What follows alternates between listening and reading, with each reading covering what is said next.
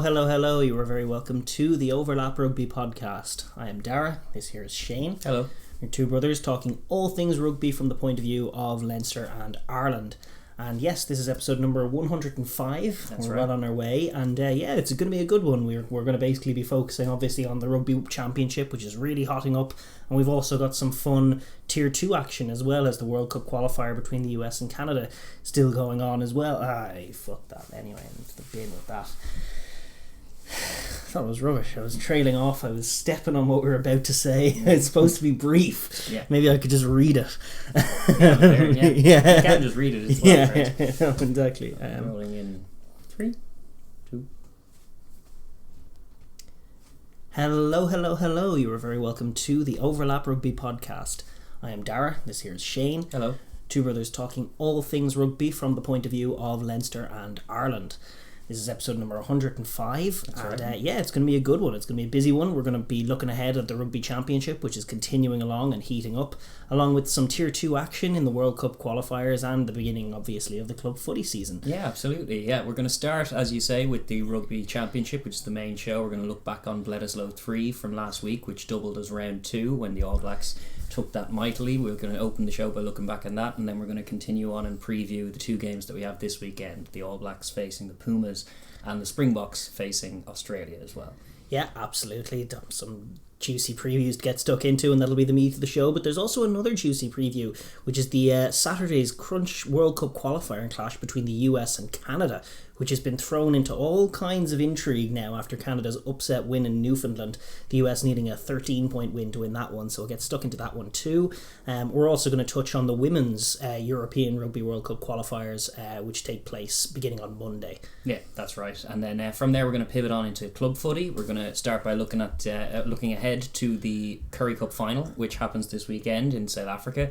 Then we're going to give our first impressions on the opening round of Top 14 as things got back underway in France, and we'll look ahead to round 2 as well.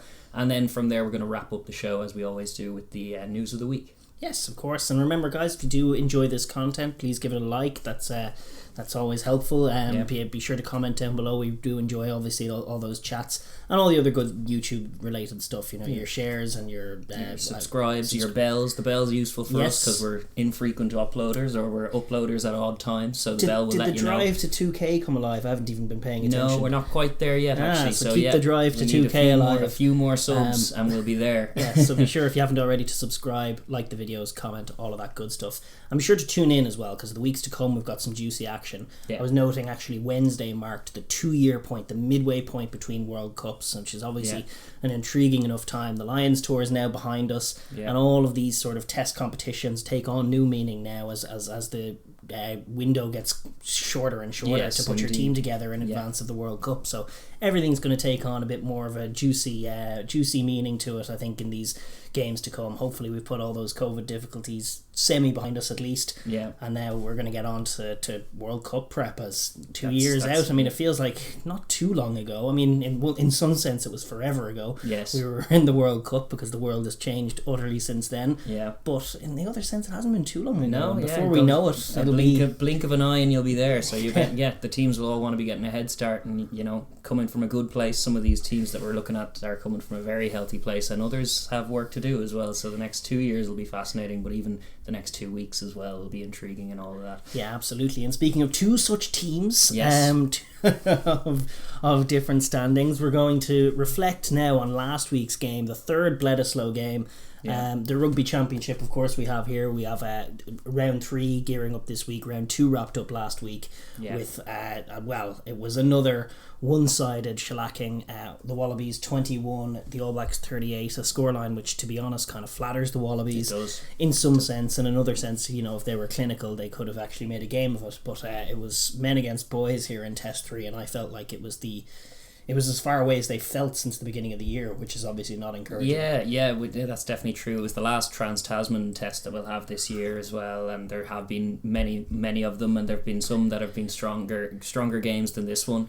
It didn't fall for Australia at all this time around. They were loose in the ways that the All Blacks were tight, both with the ball and without it. They were just a little inaccurate here and there, typified by even that missed 3-pointer early on from Lolosio that was just criminal, and just you blink and you miss it. You just kind of skewed it out right, and then they sat on nil for so long in the game then, and it was already over by the time they opened their account. And it's just little errors like that were way too many for them. Like the opening 2 set pieces, we were highlighting that before, how much of an emphasis it was securing their own ball, and the first set piece was a line out and they lost it, and then the first time they went into the scrum, straight down. Yes, classic James slip. Down he went, and it was the really from the first whistle I didn't think they arrived at the pitch of the game again, and I felt like they needed all of that home field advantage juju to deliver a fine performance. And I'm starting to feel silly for all of these weeks in a row I'm predicting good Wallaby performances. They haven't delivered for you. Really. No, I keep thinking they're not too far away, but then the story of this game was them putting nice little sequences together, some of which, and really the story of this series, some of which are yielding points, more of which are getting butchered, and some of which are ending in catastrophe. I mean, 7 points the other way. They're really lacking composure in terms of they're antithetical to what the All Blacks are in terms of composure once they break the line. Yeah. The All Blacks are just. They're so dialed into that instinct in terms of the tracking lines, and they're just they pick better tracking lines than any team in World Rugby, even France, who are close. They're just so sharp in terms of turning line breaks into tries. And the Wallabies, by contrast, they're not. Like they're trying to run decent lines. They're up against a defense which is very, very good in terms of the All Blacks, and actually their reading of the tracking lines is serving them very well on defense. And you're putting guys like Papali'i and I think Rico Ioane at one point putting together just really, really good defensive plays once the line was broken, making it tough on the Wallabies, but they're just panicking. To be honest with you, the Phillip intercept for Havili, it is a big lock throwing a pass.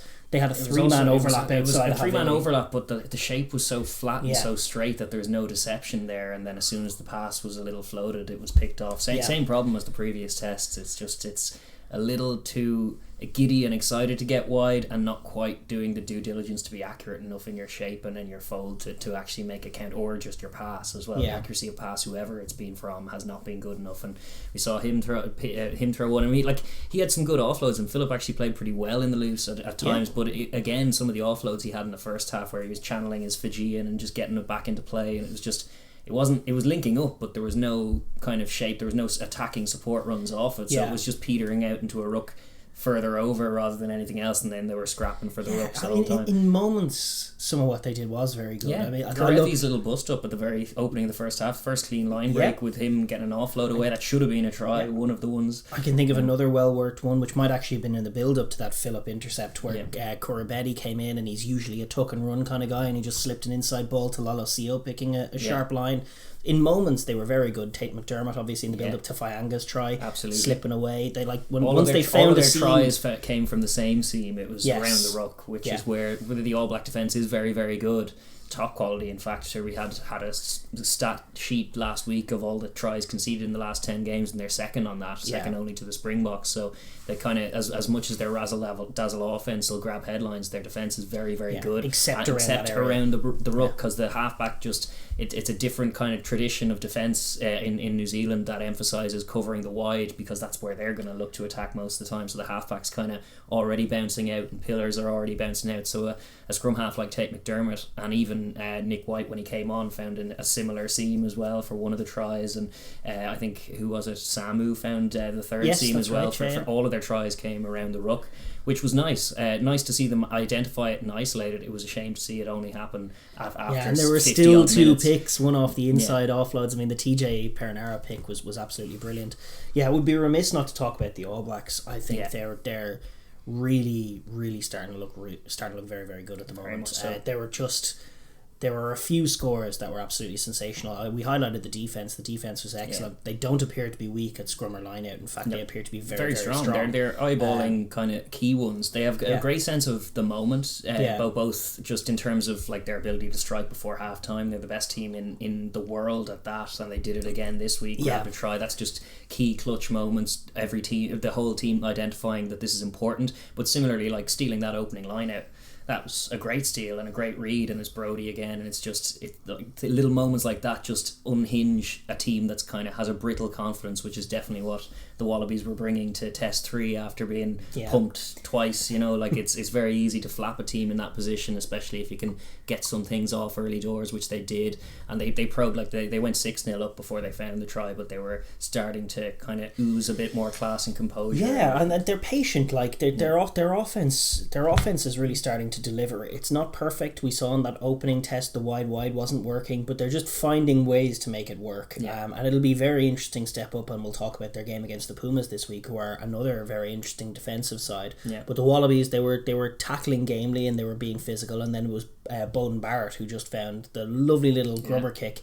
And a lot of teams can execute that little grubber kick and then gather, but very few can do the catch pass that follows to get a guy going coasting straight through under the post. Wonderful offensive flow. And I tell you, Foster's points of emphasis heading into this season have served this team so well. Skill set and discipline. Yeah, they are just their skill set has gone up levels since, from where it was last year. Last year they were so much more clunky, but they're frantically trying to find weakness in the defence, moving the ball but being smart with it. They kick a fair amount still, but they're also attacking from the middle third. And that little grubber from Bowden Barrett, which was then picked up, and I think it was Jordy Barrett got the try in the end. Brad Weber had a nice little touch involved as well, but the tracking lines were so polished.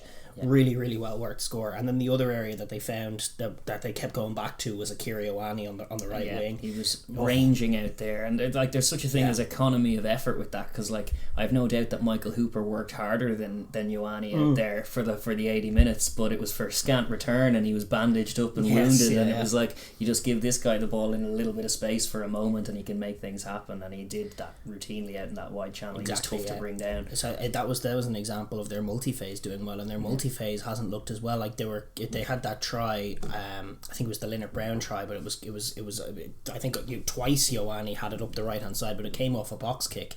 But then there was a set ruck, it was slow ball, and they worked their multi-phase. They worked from one side to the other. They protected their ball really well. They kept the speed of the game high and found the outside, sometimes with really sharp little handling manoeuvres, practicing pretty much for dealing with that Springbok blitz with ball in hand, getting it outside. Alan Mapimpi, as we'll talk about in the weeks to come, it was really, really sharp. And then their ball retention was excellent, their composure was excellent. I thought Anton Leonard-Brown, who got the try, was so good. He was excellent, and it's also like himself and Havili grabbed two between the pick and the nice one in the first half. And it's like, when you think of the rotation and the uncertainty of their centres, even the ones that went to the World Cup, there was no real certainty as to what their first combo was. And now you have like a viable, like Havili seems to have nailed down that 12 shirt unequivocally, but in Anton Leonard-Brown you have a great option on the outside and it works well as a combo. But then similarly Rico comes in, and then between all three of them, no matter who you start, there's just so much more speed out there than there was as well, just net speed, because a lot of these guys are used to being in the backfield and they have kind of winger speed. So it just means not only are they like pacier on offense, but they're, as you were highlighting before, they're scramble D. Like as soon as the line's punctured by Australia, countless times there are guys just able to cover that space because there's that much speed out there for the All Blacks now, and they just look a lot more settled in the back line in what they're trying to do. Even you can chop the 10s out as they did this week and it still works the same way. It's very, very impressive. Bowden Barrett was excellent again, as you knew he would be. He's one of the very best in the world, if not the best. His place kicking's a little ropey. It is. You just shouldn't have him do it, I would think. Like, you can have DMAC kick. Jordy Barrett can kick too. They have other kickers of a ball, so it is weird that they do persist with him kicking, because he's ropey off the tee, and that probably is an issue for them. That's probably, I think Moanga probably is their best. They did leave points out there that they probably, like in a tighter game, they might have regretted. In each of those games they did though as well. They weren't 100% clinical, even though they were very, very impressive, and are just getting better and better from both offense, defense, set piece. It's all in order, and from a Wallaby point of view, they were never able to live with it really in any area. They were losing them all. Pretty much all areas. I mean, Tupou came on, but they were 18-0 down. That was another instance where he came into a game that was already dead, and he did get some dividends. They started getting a nudge on scrum time. Bell was winning his battle good. off the bench. Yeah, they're probably their best two at the moment. Bell and Tupou, and I don't know if it's wise to keep them on the bench. Obviously it'll work for some things, and in the context of a World Cup, as we're building up, you'll need all of those assets rotating in and out and minding minutes. But some of these big packs that they're facing, if they're struggling with this All Black pack, which is very mighty, like there are Springbok packs and even Argentina packs that they'll have to deal with that are very, very tough, and you want a guy like Tupou out there and like doing as much as he can. He has had for a guy who in my mind was the number one tight head in the world heading into this Bledisloe series. Geez, he hasn't really been able to have an impact at all. He's come into the game into at least two of the games he's come in dead. It's already 18-0 and or whatever. Yeah. And so he'll have better days to come, but not a good series for Australia and not a good series for Tupou. It's a very, very high bar against New Zealand. They did get the in of the red card after 28 minutes of poor rugby. Actually, that's right. I was going to highlight that. Jordy Barrett comes in with a crazy flying head kick and gets a deserved red. There's been much made of it because he's now free to play this week, which seems a little dubious, but for me it was a correct call, and it was interesting to see the debut. Well, I'm not sure if it is the test debut of the 20-minute red card. We've obviously seen it in a few club games, but that came in, and I was amused to hear the Australian commentator who was watching the match from going, it's good that he's only going for 20 minutes, so the spectacle isn't ruined. I was like, ruin the spectacle? You're 13-0 down. This is going to save the spectacle for maybe 20 minutes. Yeah, indeed. But it didn't even pan out that way. They lost that period, and they were firmly the worst team. They were, and I think it was firmly the right decision as well, despite the controversy. Like, you flying side, you should keep your leg down there. I remember we were noting, it was actually similar, it was in New Zealand, but the first person I noticed doing it was Ben Smith. That's right. And it was like a fair few years ago now, but he took a few, in club footy, I think it was in Super Rugby, of literally, like, even more exaggerated than Geordie's. He was doing a flying side kick while catching the ball was what he was up to, and it was like, it didn't catch because people would get out of the way, but he stopped doing it before he made clean contact with someone, and I think someone may have had a word in his ear, because we've seen with Hastings up in the Six Nations, he caught that was one of the Pro 14. Oh, it was Pro 14, even for Glasgow, but he had a similar one, catching a ball and the leg goes up and straight red. I think for Wasps as well. We've had a few examples of it now in the last year. It's a weird one. It's just you can't kick people in the face. Like, it's as accidental as it may be, you're still bearing your... I still think it's a technical foul. The same way if you go up and the guy doesn't contest and takes your legs out and you flip over and land on your head, that's a red regardless of intent as well. And I think that's a good one to protect the guy going up. But similarly, you have an onus to... Everyone's on player protection, and if you end up, you put your foot out, you do have some control of where your foot is. If you bare your studs and you catch the face, I think that's a red for Jean-Claude Van Barrett there. It's like, it's okay in an 80s movie or in an MMA ring, but less so on a rugby pitch. Yeah, 100%. No, I don't disagree. There were some current pros. I think Jack Noel and few others, Anthony Watson, were going out saying that that's a natural leg movement when you sort of go up and you lose your balance. But I think just in general, and this probably will sound a bit harsh, but like in other sports, I think particularly like in American football, but also in other sports, there is just more of an onus on minding your body and being technical with your body in everything that you do. And some rugby players are really, really good at it, and others just are loose. Like I'm thinking of Marcus Kramer, who we're about to talk about in the context of Argentina, like just fire their body about the place with reckless abandon, and then throw your arms up to heaven and go, well, what was I supposed to do when you hit someone in the head and get smashed the 10 in the head, and now he's concussed. You've got there has to be, like, you can't. It's not good enough to just like say there's no intent. Whoops when you end up like just not minding your own body and hurting someone else. And I think that's where all the laws are coming in from, and it's been a slow process of adjustments and tinkerings with the new laws, but ultimately what happens when they come in is that players adjust because the red card is punitive enough to warrant it, and we've seen it work slowly and surely with all kinds of things. Well, the one I cited in terms of the aerial contest, we had loads of reds the first season that law was brought in, and then fewer and fewer in the season since, because players are just not doing it anymore. And it's actually got to the point now where it's not even necessarily a red as easily as it would have otherwise been, because it's so infrequent in the game, because it's been ironed out. And yes, I think this little face to head maneuver needs to go as quickly as it's come in. I do think it should be go. Like, I like a good flying sidekick, but I just like to be watching a different sport when it comes in, but even without that, even with the 20-minute red card, it was fine. And to be honest, even had he been red carded in the old traditional way and been gone for the rest of it, I don't see the Wallabies might have padded the score a little more, but I just doubt they had the capacity to win that particular game. They were second best from minute one, and that was unfortunate for them, but congratulations to the All Blacks. Clean sweep. The Bledisloe sweep goes on, and it was 3-0 this year. There was one better than last year. Eyeballing that number one spot. Eyeballing it all day, and the next mission is Argentina. I think we'll probably move on to that game now. The All Blacks are taking on Los Pumas. That is this Sunday as the curtain raiser to a double header at Cbus State Super Stadium on the Gold Coast in Australia. It's a rugby league ground. It is not, crucially, as we'll talk about with the Wallabies, Suncorp Stadium, which is interesting, but it is in Queensland. And so kickoff is you have down 8:05 Irish time, where we are in the UK and Ireland, 8:05 in the AM on Sunday, but it's Sunday evening actually in Australia. The referee Nick Berry, Aussie ref, Jaco Piper and Graham Cooper on the sidelines, and Brett Cronin from Australia is the TMO. And so this is obviously, we were just talking about from the All Black point of view, it's the next stepping stone for them on their way to this mountainous battle with the Springboks that's upcoming. But it is a 2-week series against a side that did put egg on their face last year with a 25-15 win. They'll still have that in the back of their minds. They did pay them back with a 38-0 response. And ultimately taking the Tri-Nations that last year as well. But even still, like, that is their one defeat. I think is it 29-1-1? Was that what you were saying? The record is between these teams. So New Zealand have triumphed 29 times. That was Argentina's first win last year.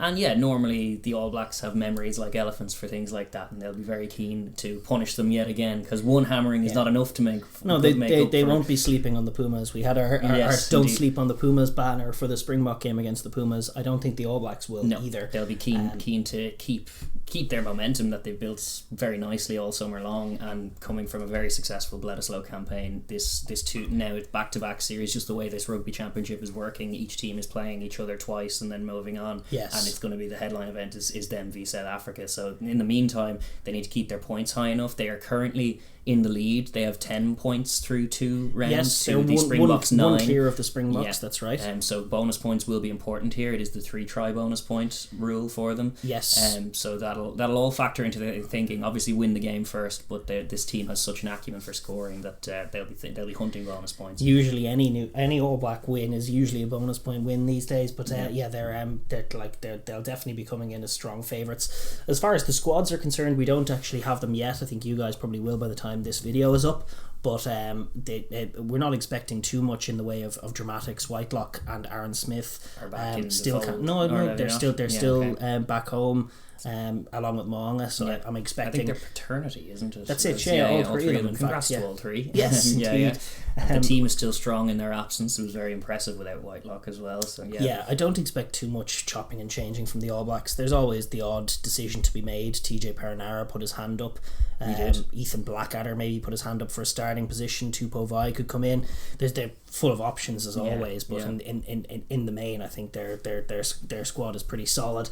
For the Pumas, things are a little more concerning, although the spine of that All Black team being missing is still really consequential. But for the All Blacks have depth that the Pumas don't have, and crucially they're missing Carreras, who has been a stalwart in the back three, and also Nico Sanchez, that is who a big is loss. The architect and scorer of all 25 points in the win over the All Blacks last year. So will be that without him, Miotti will have to step up, as he started the last game for them as well, and Sanchez came off the bench. But it's a much bigger task now when you're the main man. I haven't been overly in love with Miotti. Diaz Benicia is the other option. He's had the odd couple of caps. I think his career highlight, Diaz Benicia, was leading the Jaguares team to the Super Rugby final. In what might maybe their last Super Rugby showing now, and got them all the way to the final with that. And then ultimately didn't go to the World Cup. So Ledesma obviously didn't fancy him. I think it was Erda Pajeta got the nod over him, and rightly or wrongly. He's also gone with just the one out half in a 23 before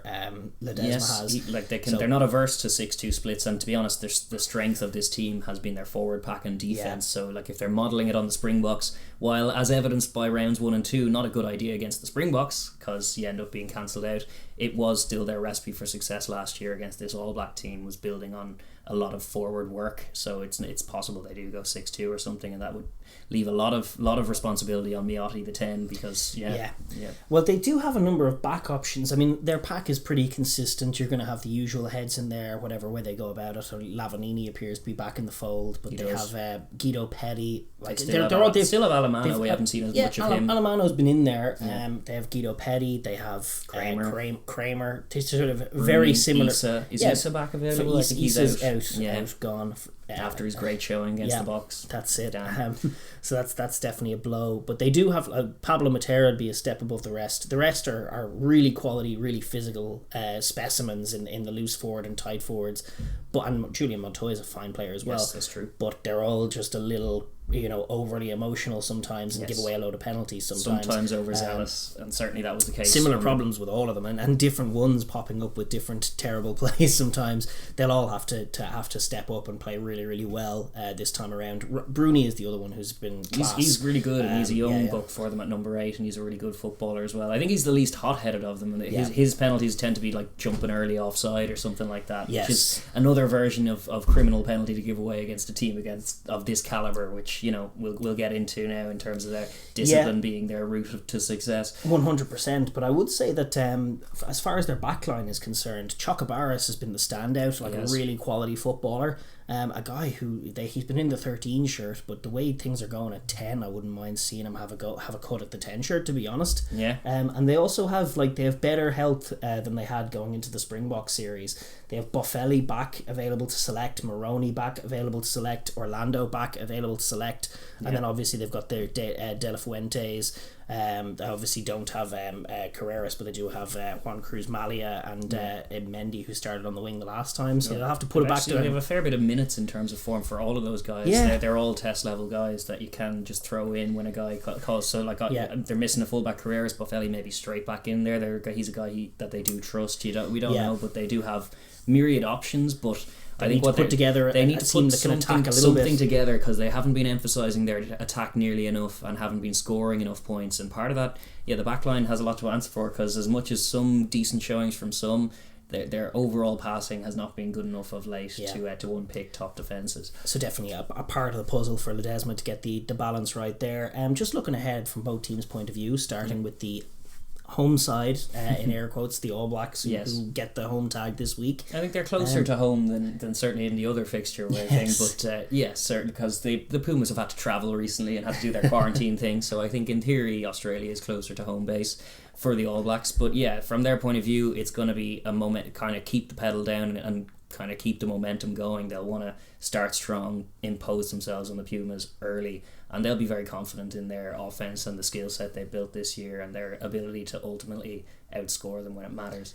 Yeah, I mean, I think it's an interesting game, an interesting series of games from the All Blacks' point of view, because the one thing that is true of this Pumas team is that they're tough to break down. They're physical tough in all versions of the word. And their expertise, their best strength is shutting down multi-phase attacks. Yes. And causing them problem and turning them into a weakness. And in that sense, the All Blacks can really use these games as a dry run for the Springbok tests, I would say. It's going to be very interesting to see. Obviously, the Wallabies, they're a decent defensive team, but they're a kind of team that wants to take you on in a shootout. Yeah, and they move the ball much more. There's fewer kicks. It's kind of a different entity altogether. Whereas in terms of a run-in for the Springboks, this is more of a stylistic.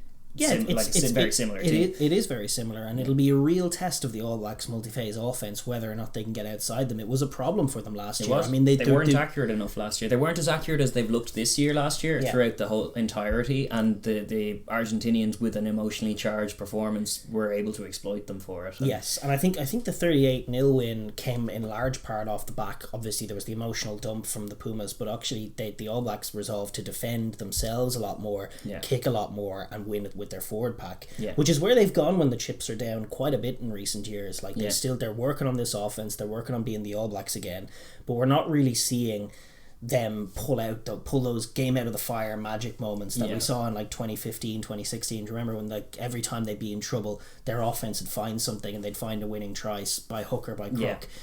Generally, when the chips are down, they're put it up with a jumper, we're going to win the forward battle, because they back their forward pack and their defense, and they're right, they do have top arguably quality. The second and second best in both of those areas.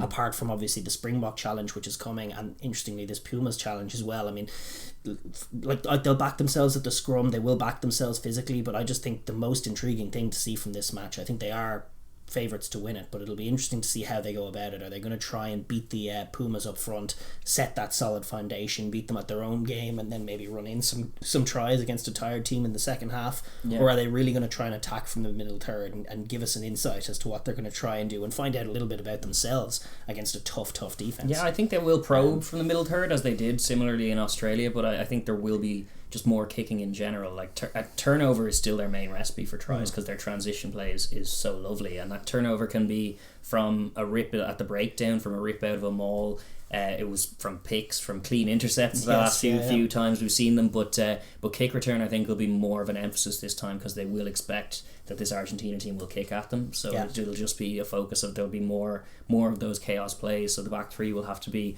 firstly alert to the aerial contest and win that, but then the transition from that will be a very key element to their scoring acumen in this game. I think they will probe for a few phases, but they won't push it. If they're getting shut down, I think they will kick. And they'll be confident that their defence, which is very, very good, should be enough for this kind of they'll like the matchup when the Pumas have the ball for sure. So they'll probably go to it a little more. A few attacking kicks, like we saw good variety from Beauden Barrett last time out in terms of his kicking choices. We had a few cross field ones, probing ones, we had little chips over the top, we had grubbers through the middle, like mixing up that, even if you're not, if a set's not going anywhere, I don't think they'll necessarily go to a box kick, and if they do box kick, it'll be quicker than you'd see in the Northern Hemisphere, or even quicker than you'd see from the Pumas as well. I don't know that they'll necessarily build caterpillar rucks and do the whole chase thing. They might be more inclined to, is it going somewhere? Are we finding space? No, kick it away, go up in a line and go again. Like I think they'll be confident that if they can keep the tempo reasonably high, they'll be the ones to find the score ultimately. If a phase goes long enough, as we saw against Australia, they'll be the team that are more accurate in those moments and are able to pull away. If it's going one way and then another bit of kick tennis, a counter attack, another kick, one of those phases that just goes on and possession changes a few times, very often you see the All Blacks finding something to pull away in those moments. Yeah, I would say that the most likely game plan and the most likely outcome probably is them to go toe to toe with the Pumas in the early goings. Probably each team be a little disciplined and they'll exchange some 3-pointers, but in and around that half-time mark they'll probably grab a couple of tries by hook or by crook, some way somehow, and then probably another to see them home, another 1 or 2 in the last quarter, just to see them home with the bonus point. I think that's what your money selection is on, but it will be that the defence is interesting, both defending the Pumas, just being patient. Like the Pumas, when they are energised, can be mighty physical, and if the All Blacks find themselves blasting backwards, not giving away penalties, just not panicking, being as composed as they have been in the early season, and then on the ball as well. I'm just fascinated to see their some of the multi-phase plays have been stellar. They've worked the space really well, their handling is on fire, they're picking smart lines, they're getting to the extremities. I'm very, very curious to see them take on this Pumas team, where they think the weaknesses are, how they access them, whether they can get outside a rushing defence. I think the Pumas last year, in a slight difference to the box, they spread the field really well. It wasn't so much on the scramble, they just spread the field and stuck one-on-one tackles really well. So if they can sort of isolate little pockets, suck in 2 players here and there, and then pick shark lines on the inside, it would be interesting to see. I don't think that the Akira Ioane space is going to necessarily be there. Not as much as maybe just a space through the middle, if they can kind of get right a contact well and get an offload, or just overload one defender your who's Cody covering Taylors too much and space. the like, just picking a line off a Retallick in a carry that doesn't look like there's anything on. All of a sudden Retallick wins his contact and Cody Taylor takes it and quickly passes it to someone, and then away we go. And that's the kind of the footballing skills of all of their forwards allow them to do that. Like you can be looking at who you think is a fatty, but Bowen might stick that pass, or Laulala might stick that pass, and then there's someone else away. Dane Cole's like, oh, is he a fat? No, he's gone. He looks like a centre in open space. But a combination of speed and skill is what they're going to try and use to drive through the Pumas as well. They'll emphasise key moments. Like I'd expect they're happy to exchange threes in the opening quarter, but as it's ticking towards half time, if they get a cheap penalty, I'd expect them to go to the corner.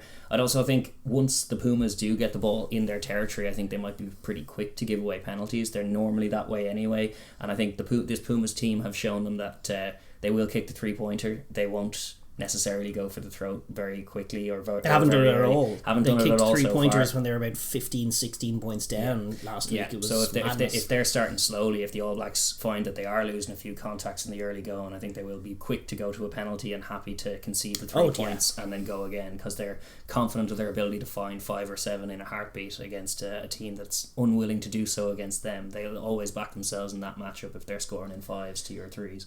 Yeah, I absolutely agree. I think just looking at it from the other point of view, perhaps it's more interesting sometimes to look at it from the point of view of the underdog and how you solve this very, very difficult All Blacks puzzle. I think the answer is to make very, very few mistakes. First of all, I mean, you have to really starve them of opportunities to open you up, because they're so exemplary at doing it. Yeah. Obviously, their bread and butter is going to be defense and set piece. They need to. They're missing their starting tight head. But it starts.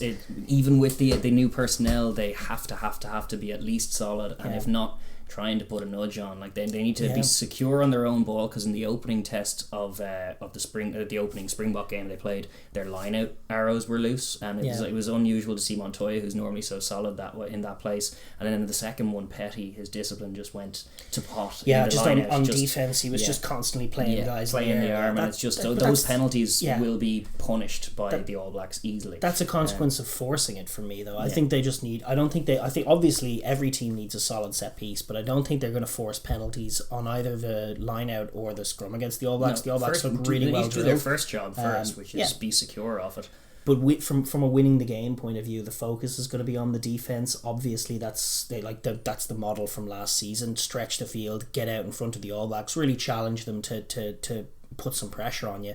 And then obviously the backfield defense is going to, because they spread the field so much, it's going to be on whoever it is, Bertranu or I don't think Cabelli's back, but Bertranu or Azcura, to cover the backfield sharply off on the multi-phase defense, along with whoever they have at fullback, just dealing with high balls and winning the kicking game. I thought as good as their forward pack are, as good as the Kramers are, and you're going to need all of that sort of mad Pumas energy, and hopefully it needs to be married with discipline, because if it's snowballing through penalties, if it's over eager, overzealous, even if you can't fault the effort, you can fault the consequence. If you're jumping offside, even if it's in the second minute of the game, it's an in for the All Blacks. You can't be doing 100%. They're going to need to spend the whole game not doing that. Yes, it needs to be pretty clean and very aggressive and very emotionally charged, but pretty clean has to be the recipe for them. But it also that game plan you're describing in terms of winning it, they don't win that game without a stellar performance, an assured performance from their 10, which is Miotti this time around. That's what I was getting at, exactly. And I think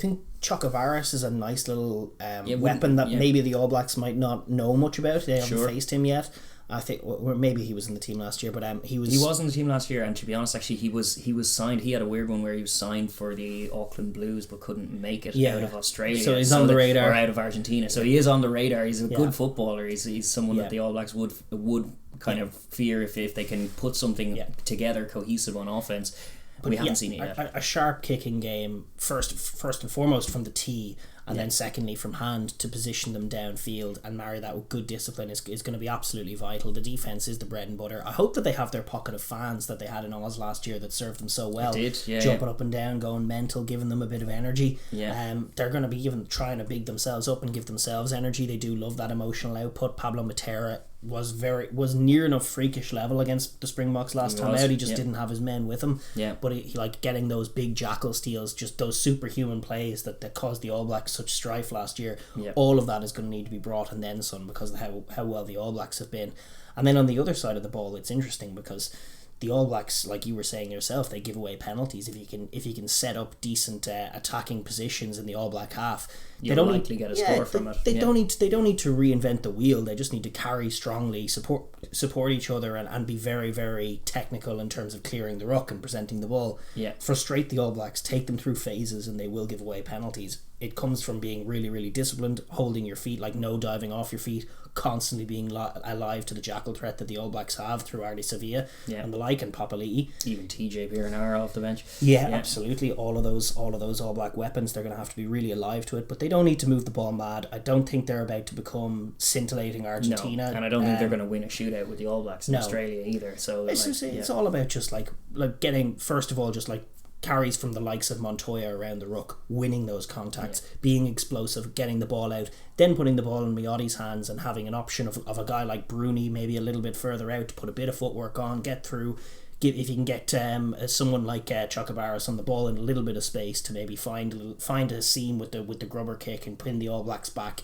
Don't think they're going to open them up that easily. No. And I think you have to be mindful of the All Blacks scramble even if you do open them up, but taking them through the phases, winning a penalty, and then crucially I would say, because it's where they got their try the last time out, trying to strike on penalty advantage is huge. Yeah. Like, too many teams butcher those free plays. Like, really having a cut, and they need to have a plan in place for a multi-phase scenario and you win the penalty advantage. Where are you looking to attack? What are you looking to do? If Find it's a just try. straight into the pocket and floated across field, it's not really going to amount to anything shy of an impeccable take, which probably isn't going to happen, like, especially if the kick's not on the money. Look for something, try and work something. You're right about too many teams just tamely accepting that, and if you're programmed to kick threes when you're in that position, sometimes teams are all too happy to just chip the penalty advantage away or drop the ball deliberately, and it's wasteful because they will need scores. Like, it was 25 was their tally when they beat the All Blacks last six time. penalties. It was many penalties, and the All Blacks were putting in a shocking display of ill discipline that you can't really expect from them every time you meet.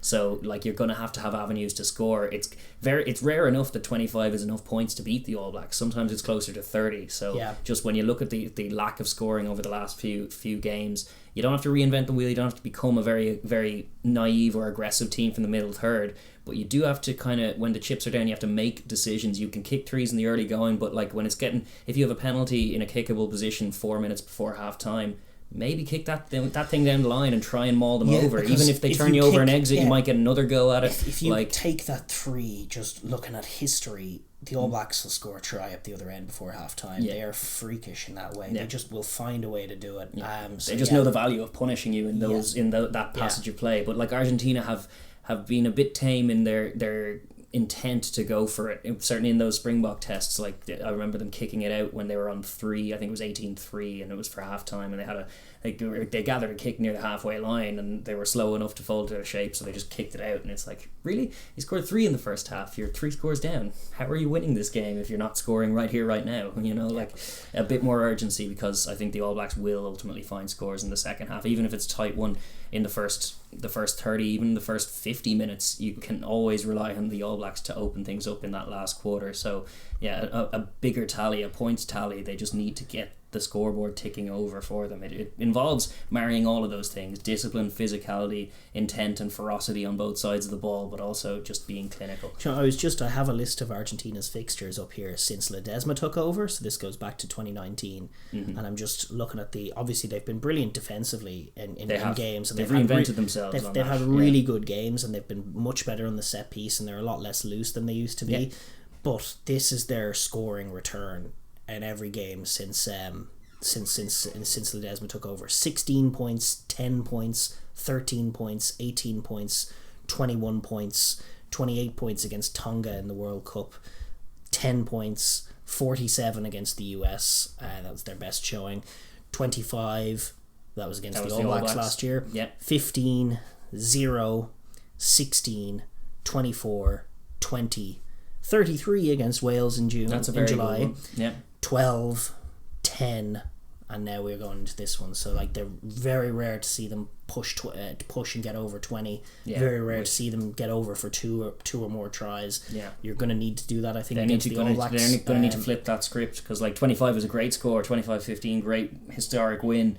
It's a rare enough scoreline like that beats the All Blacks. I know Ireland had a tight win against them as well, but it's just this All Black team looked different as well. Bank on them kind of playing you in with ill discipline the whole way and loose passing the whole day. Like it was an exceptional day in terms of All Black history as much as it was Argentina history, and they're going to have to build. It was still just one try. Like they're gonna need to find ways to get points, and I guess dovetailing into or just moving on into predictions for this game. That is my fear for them. That I just can't see them getting enough points on the board. I think the All Blacks. I thought Australia attacked very well last week in patches and still couldn't get through them because their scramble's so good. And I don't like Australia have an intent to attack all the time. Whereas this particular Pumas side, despite having some good talent in the back line undoubtedly and some good speed out there, They haven't looked in a great shape. They're very slow to fold into their attacking shape. I have to say they're quick to fold into a defensive line and come up off the line. But when they're on offense, like they're very frequently facing a fully set line and they're still kind of folding into some kind of shape, and it only goes one or two passes. They don't look right. It's the midway point between World Cups, and that is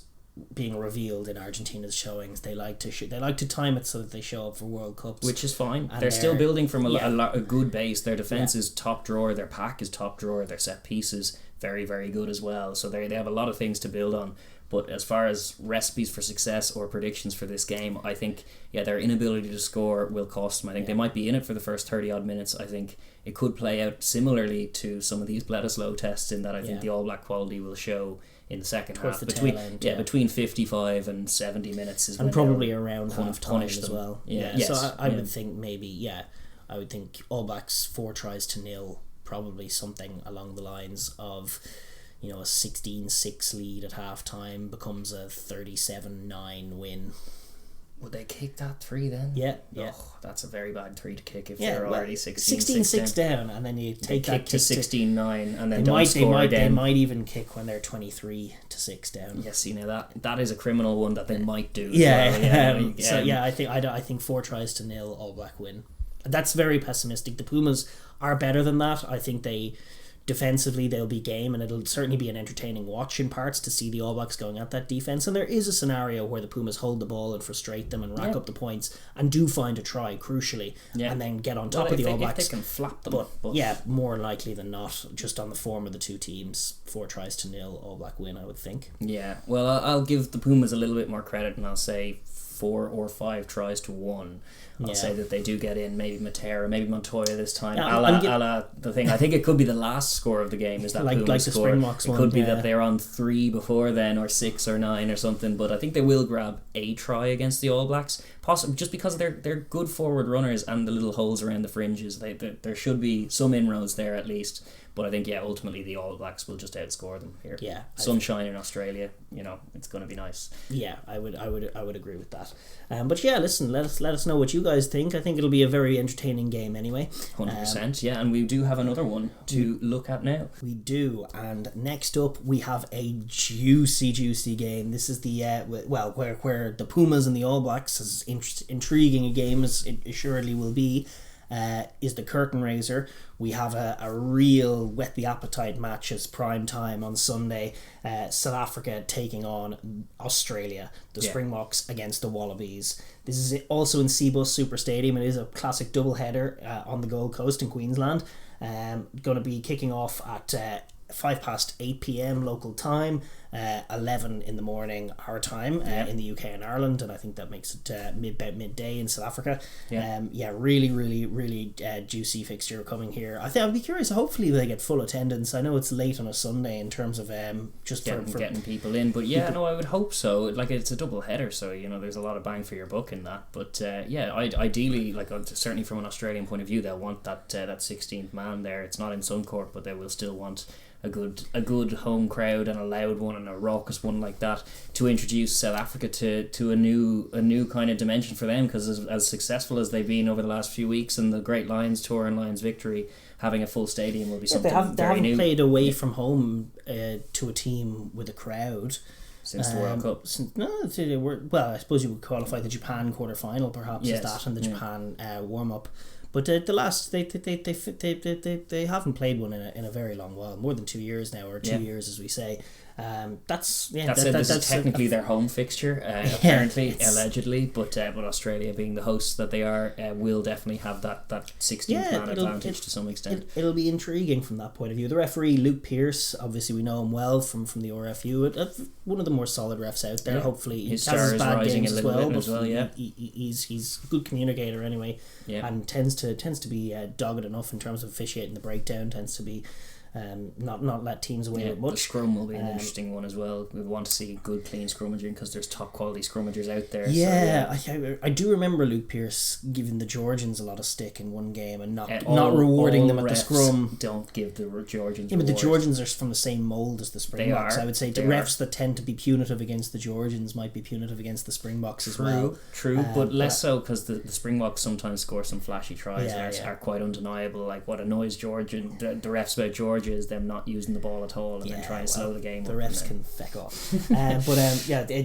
Luke Pearce in the middle, two Aussies, Damon Murphy and Jordan Way on the sideline, and Matthew Carley on the TMO. So we already know what Rozzy will be thinking now if this game goes against him.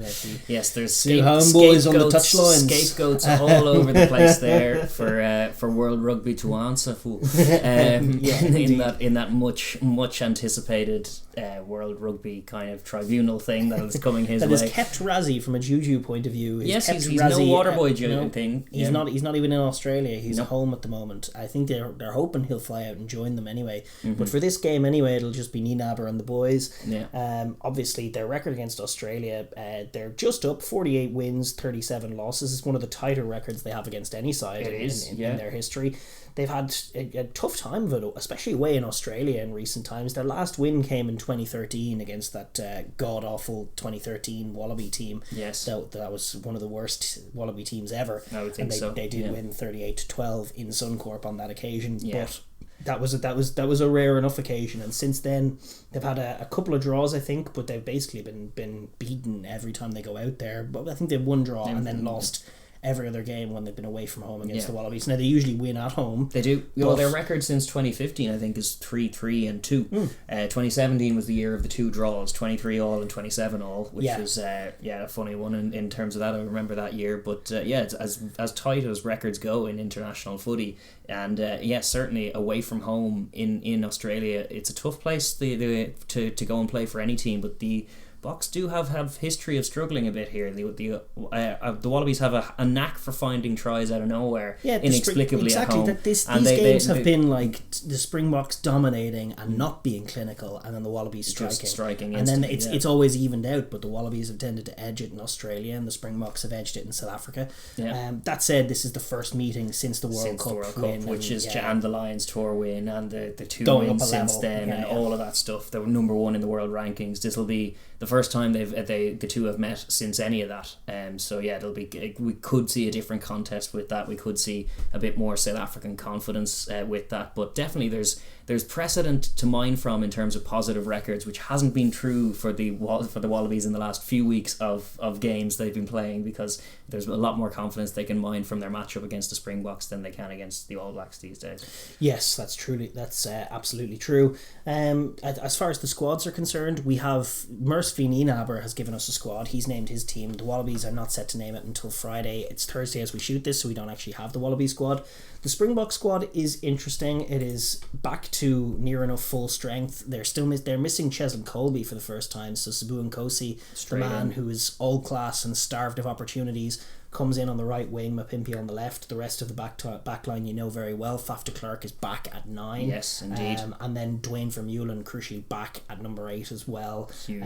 Adding so that back row of Khaleesi, Mostert and Dwayne Vermeulen. Mostert. Peter Steph-Toit is the other one missing. He isn't even in the squad. He won't feature this year. But in terms of being a Springbok A team or one of the team you'd send out to play in the World Cup final tomorrow, it's pretty close given that it's injuries that are forcing the other two. Yeah, absolutely. Lou Diaga and Etzebeth back in the locks. Kitsoff, Mbanambi and Malherbe get the nod to start, with Marks and Shea and Koch to come on. The impact in particular from Marks and Koch off the bench has been stellar so far, and they've gone with their 6-2 split, although interestingly it comes with 3 loose forwards, presumably with a mind to maybe rejigging Mostert. Mostert's covering in there, and it's the fact that all 3 of those guys have had some really good time in the jersey this year, so good form to bring in Van Staden, Quagga Smith and Jasper Visa, all 3 of which featured against the Lions, have had minutes against Argentina and are very much in the fold now, so to just bring Big Dwayne straight back in, there's great cover out there for them for for him as well. Yeah, absolutely. And so there's cover for Dwayne. There's also just different kinds of impact for different kinds of jobs. Quagga Smith being more of a sort of a speed up kind of guy if they need to sort of get to the extremities, if their offense isn't going places.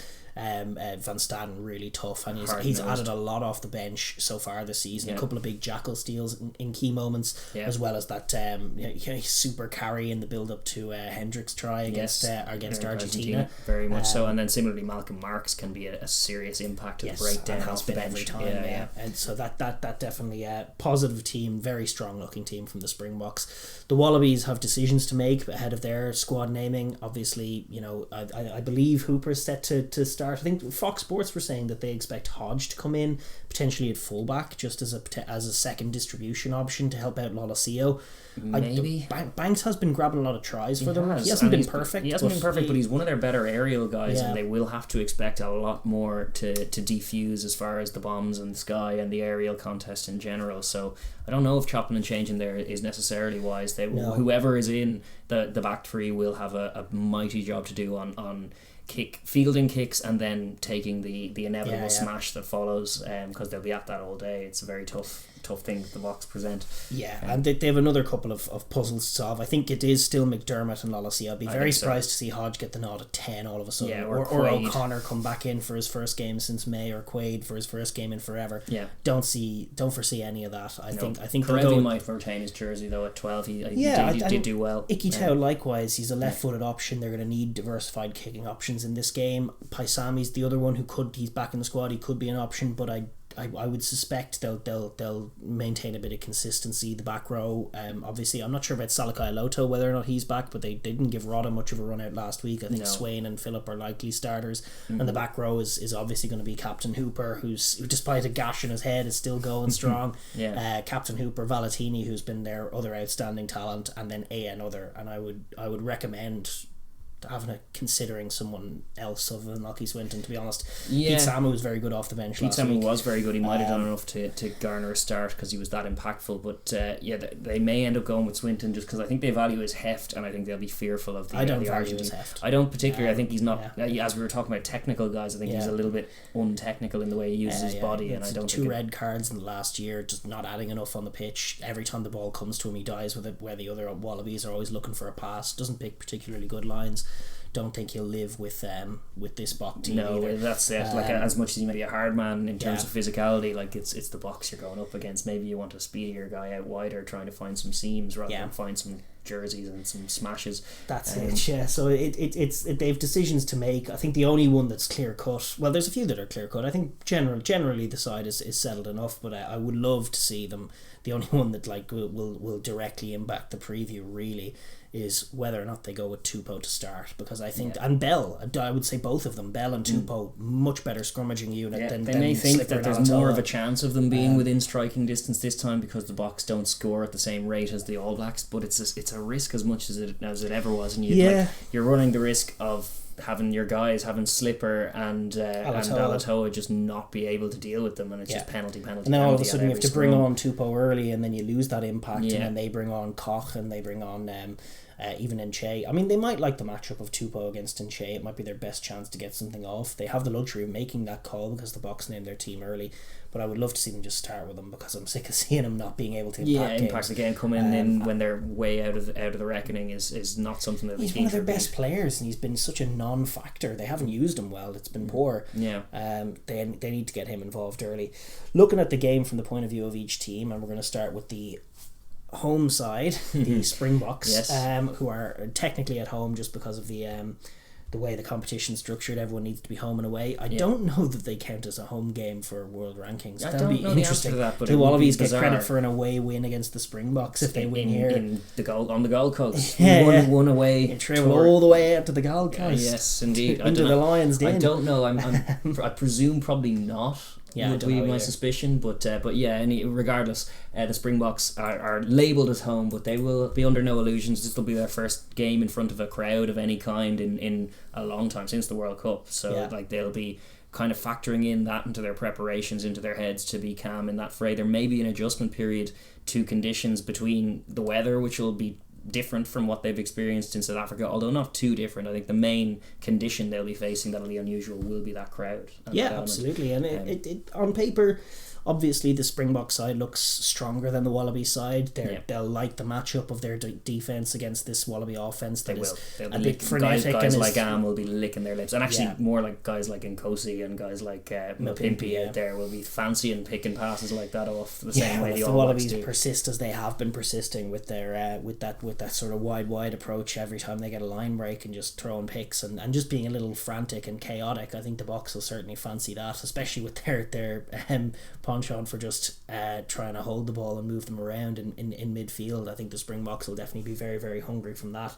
Their model in terms of their use of the ball is still the same. It is predominantly a kick chase game from the middle third, a set piece game, a defense game, defend, and then do it all over again. Faf is in, obviously. It'll be interesting to see how he holds up, because it was a hip flexor that he did from a kick, and they do ask whichever scrum half is in to box kick a lot. So it's his first game out. Obviously they're confident in him and he's been in training. It's a fair few weeks, but I'll hope to see him coping with those kicks pretty well, because they will go to him very early on, and it'll be kind of important that he's able to do it comfortably and then still move around the park.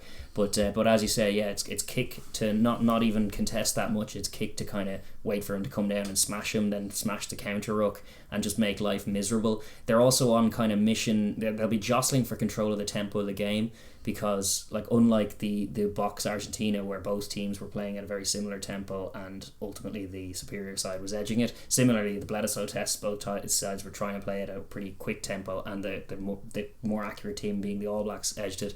This is more of a clash, and the Wallabies will be very keen to keep the ball alive, to try and move them about at a high pace. The Boks will be looking like what they did in Test 2 in the Lions tour, much to the chagrin of any pundits watching. But just, when there's a break in play, someone will go down, get a bit of attention. If there's a scrum, we might reset once or twice. We're going to go for it, but they are going to scrum for penalties. They have an English ref. They'll be confident in being able to scrum for penalties and be aggressive, and then go from penalty to set piece slowly enough, deliberately enough, but frustrate the fans and frustrate the Wallaby team by wrestling control of that tempo. Get them murmuring in frustration. Murmur is what they want to hear. It is important to note that I think that point you touched on is crucial and could be it's a test for the Springboks in that sense. Is that most the teams they played this year, namely Georgia, the Lions and the Pumas, pretty much decided, if not from before kickoff, shortly thereafter, that they aren't going to try and take on the defence. I suspect the Wallabies, probably the best offence they've faced all year, including the Lions, because the Lions had no rhythm to that offence. They will be trying to beat the defence, and then it'll be on the likes of Faf, de Klerk shooting out of the line in that 10 channel, Franco Mostert leading that forward line on the edge, and Lukhanyo Am obviously just directing the whole backline defence and basically the whole defensive line itself, and minding the speed of the shoot. His shoot himself and his tackling will be on them to make good, sophisticated reads, to stick their tackles ferociously, to be mindful of the likes of Corabetti, who's a real threat, coming in off his wing, trying to get his hands free, smashing him back and letting the Wallabies know that there isn't anything for them in that middle third, and then reacting as they try and move the ball quickly, getting on top of them, trying to suffocate them. That is their defense has been the best in the world at doing it. It is still a serious job for them. It's a brand new. It's a team that's going to be taking them on, I think. I would hope and they're so. also going to be trying little kicks in behind. I think with Faf shooting up, they're just going to have to be a little bit mindful, the likes of Villy LaRue, of the space that they leave in behind their line, because I think the Wallabies will try to access that space. They're more likely to probe with a little speculative kick just over the blanket defence. They are just kind of they have that instinct in the middle third for footballing, and they kind of also have a semi-rugby league inclination where once it goes through the 3 or 4 or 5 phases, they'll probably drop it on the toe. You don't have to legally in this game, but they just kind of feel it's already petered out and they'll kick it out, which is not a terrible play against the Springboks, because the more you keep going side to side and getting lateral, you're just inviting the penalty and making it inevitable. So little probing kicks, as long as they're accurate, could pay dividends, and they will be less shy about kicking it, because the consequences aren't necessarily as severe as they are against the All Blacks. They'll feel confident enough that if they're in the right areas, they'll probably be receiving another kick themselves. So it's on the Springboks to deal with that. It's on them to not leave that space as totally vulnerable as they have done, and it'll be on them as well. Just the scramble D that was so good, obviously, once their line was broken, just in terms of when teams finally got to the edge against them, the scramble was already there. Yeah. That's going to be so important as well. The Wallabies will put such an emphasis on breaking that initial line. If they can fold around the corner through the likes of Del Indy and the forwards coming around the corner and just offer them nothing on the edge, then the Wallabies very quickly might become very lost. But this is certainly a game. I think the Wallabies dominated possession in all 3 Bledisloe tests. Don't remember the Springboks winning possession in any game, apart from maybe the Pumas. The Pumas did manage to out-negative them. Yes, they did. But, I think that was the second game they did have more possession. But it's a rare enough thing. They're happy to kick and defend. I think certainly this game will be won lost when the Wallabies have the ball. Yes, indeed. As it has been pretty much the last few weeks as well. It's like, can they be accurate enough? Can their passing be sharp enough as it needs to be, or their kicking? Any kind of probing attack needs to be very accurate, because otherwise this Safa team will just be licking their lips and gobbling them up all day, and they'll fancy their chances at the breakdown in terms of making a mess of it and counter-rucking. They'll have to pick their moments. Like if the Wallabies are accurate and if the Wallabies get on top of them and start putting phases together, the Springboks will have to be mindful not to be flapped. I think it's weird that there's potential for either team to be flapped, because the Boks will have an assured confidence that comes from being world champs and have just felled the Lions.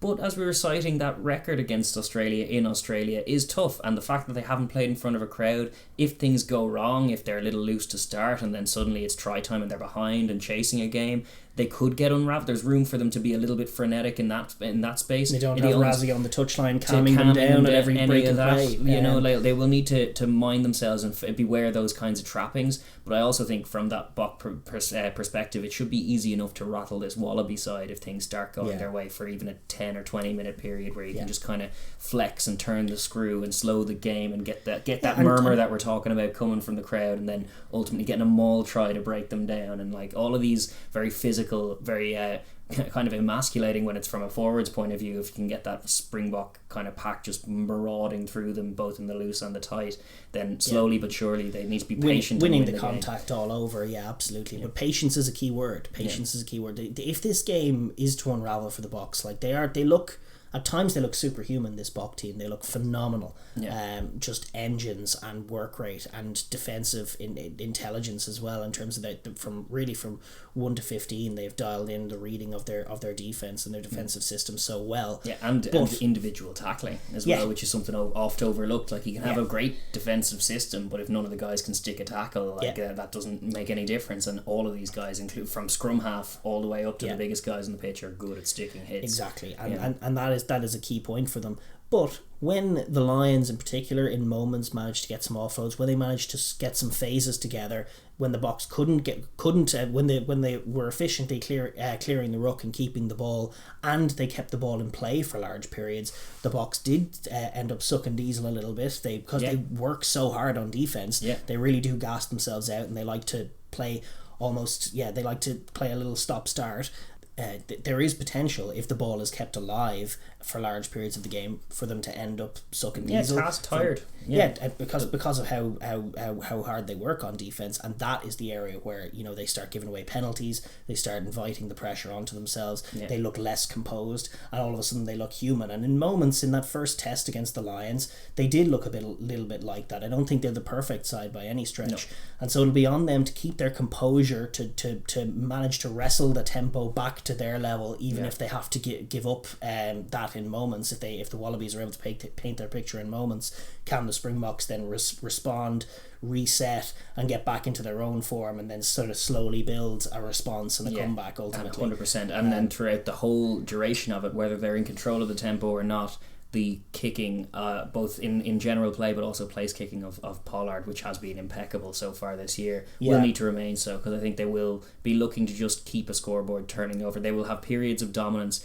and whether they can score tries or not, like they'll weigh that up, but they need to be confident in their ability to exit and go again. Like the 3 points is good for this team because they're so built on defense that they're very confident that they can score points without immediately conceding a riposte. So just be sure to, in those periods of dominance, be getting some scores on the board, because the risk is that you're only 6 points ahead going into the last quarter, and like that's, even if you've dominated the game, that can be taken away from you. And like Australia have precedent for doing exactly that in Australia, on Australian soil, to this Bok team. If they're a little bit like loose in terms of their capacity to convert their pressure into points, they could be caught by a cheap score at the very death of the game, and that could be a recipe for defeat for them. So they need to be mindful of it. 100%. Keep press home their advantage, mind their discipline, and just be the more physical side. That very much is the Bok picture. From the Wallaby point of view, obviously, it's they're coming off a 3-test series against the All Blacks. Now they have a 2-test series against the Springboks. Up and dust yourself down and tell yourself it's okay. The All Blacks are really, really good. Which is true. As true as it is, it's still tough coming off 3 defeats in a row. Jeez, get the Wallabies into the Six Nations. It might actually save their rugby because it's just very tough. I think this is an equally difficult matchup for them. It is also like an entirely different matchup for them. I was reading a piece in the Guardian, and I think Brett Harris was the name of the author, but he summarised it so perfectly. Is that the difference between playing the All Blacks and the Springboks?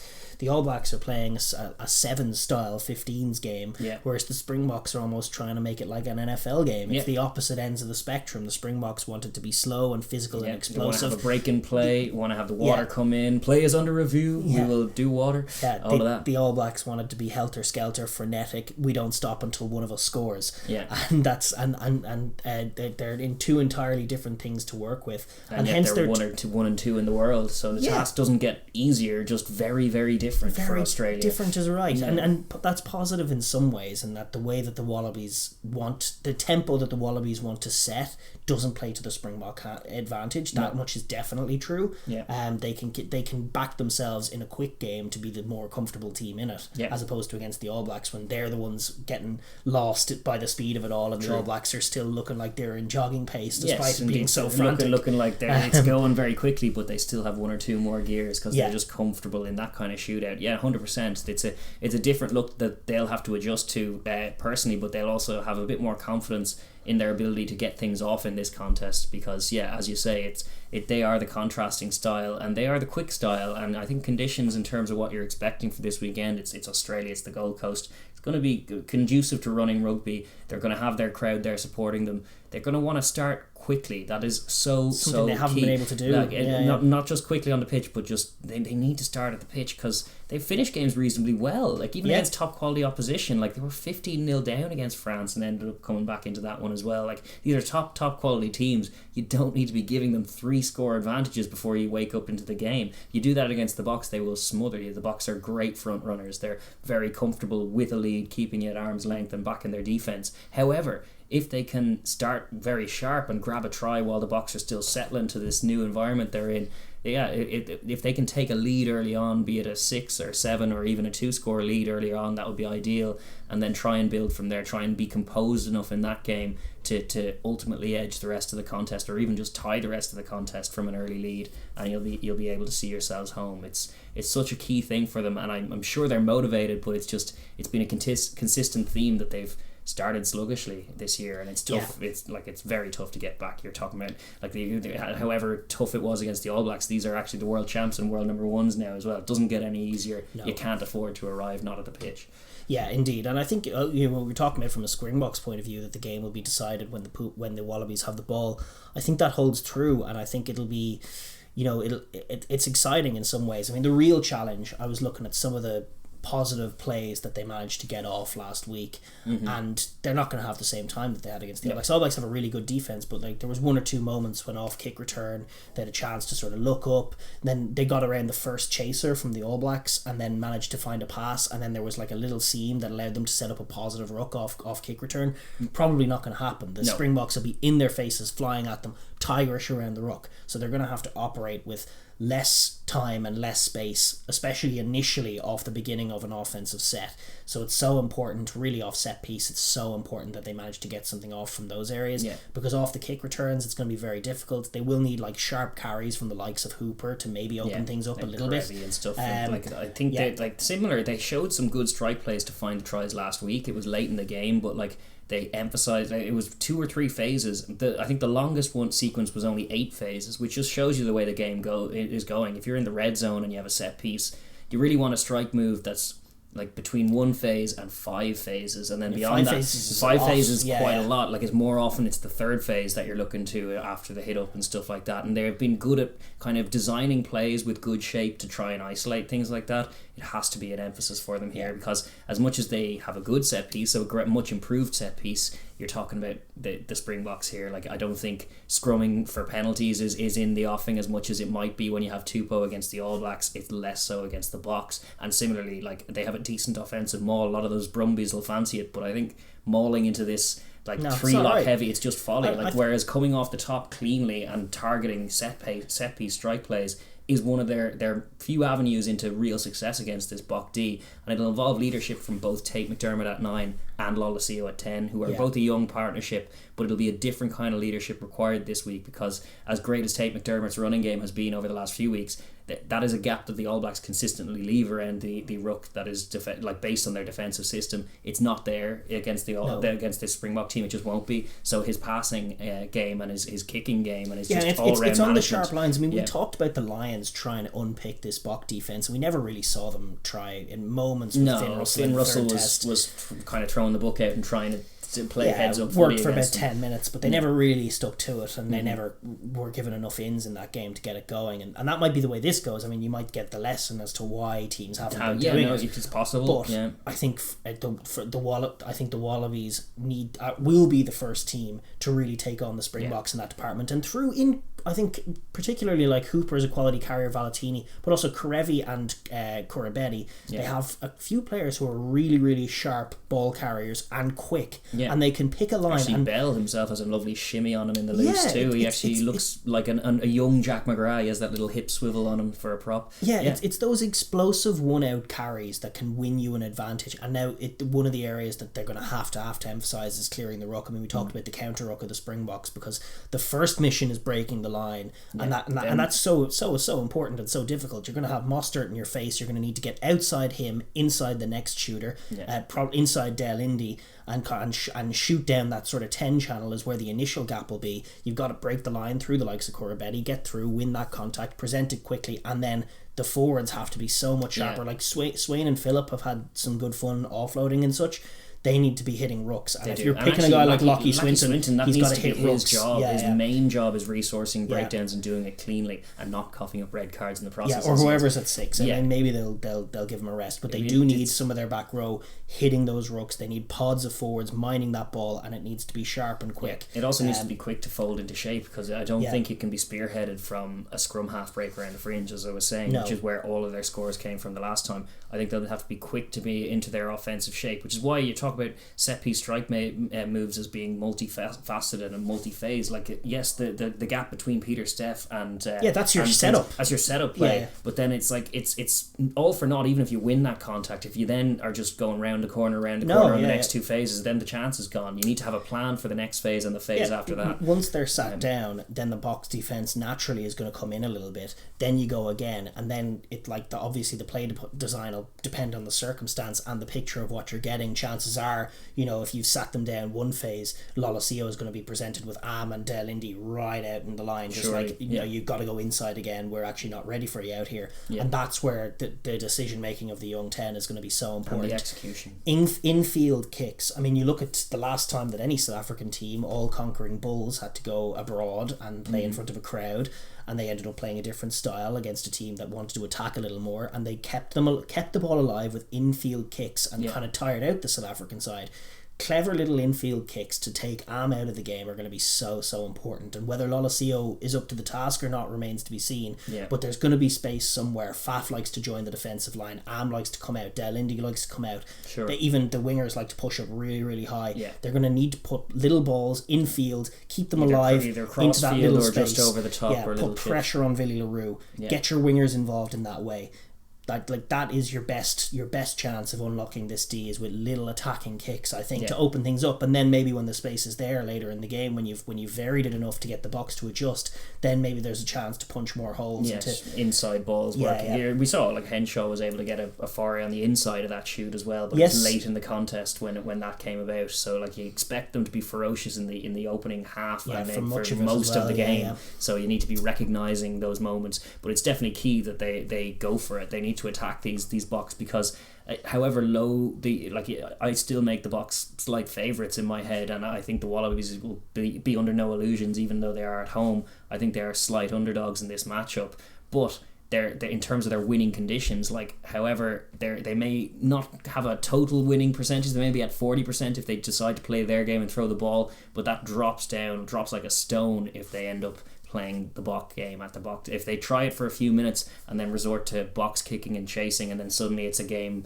between, you know, box kicks and fields, and the fullbacks are involved in catching and all that, that can be a tight game for a while, but the box will just win it. Pretty much exactly. Close to 100% of the time. They'll get the defensive pressure on. They'll end up getting the tries then as well. Like it'll fall for Nkosi and he'll score. They're so comfortable. It's easy trapping though. A lot of good teams come with the intent to play against them and then feel the pressure and then revert into that. And that's exactly the trap that the Boks are trying to get you to do. It's like you know, like it's a little, like, I don't know, some kind of spider luring you into his web. But it's very tough to be brave enough to go after them, but it's the only avenue that I can see this Wallaby side really taking it to them and taking the game then is with that. It comes from scoring tries and just changing the shape of the game.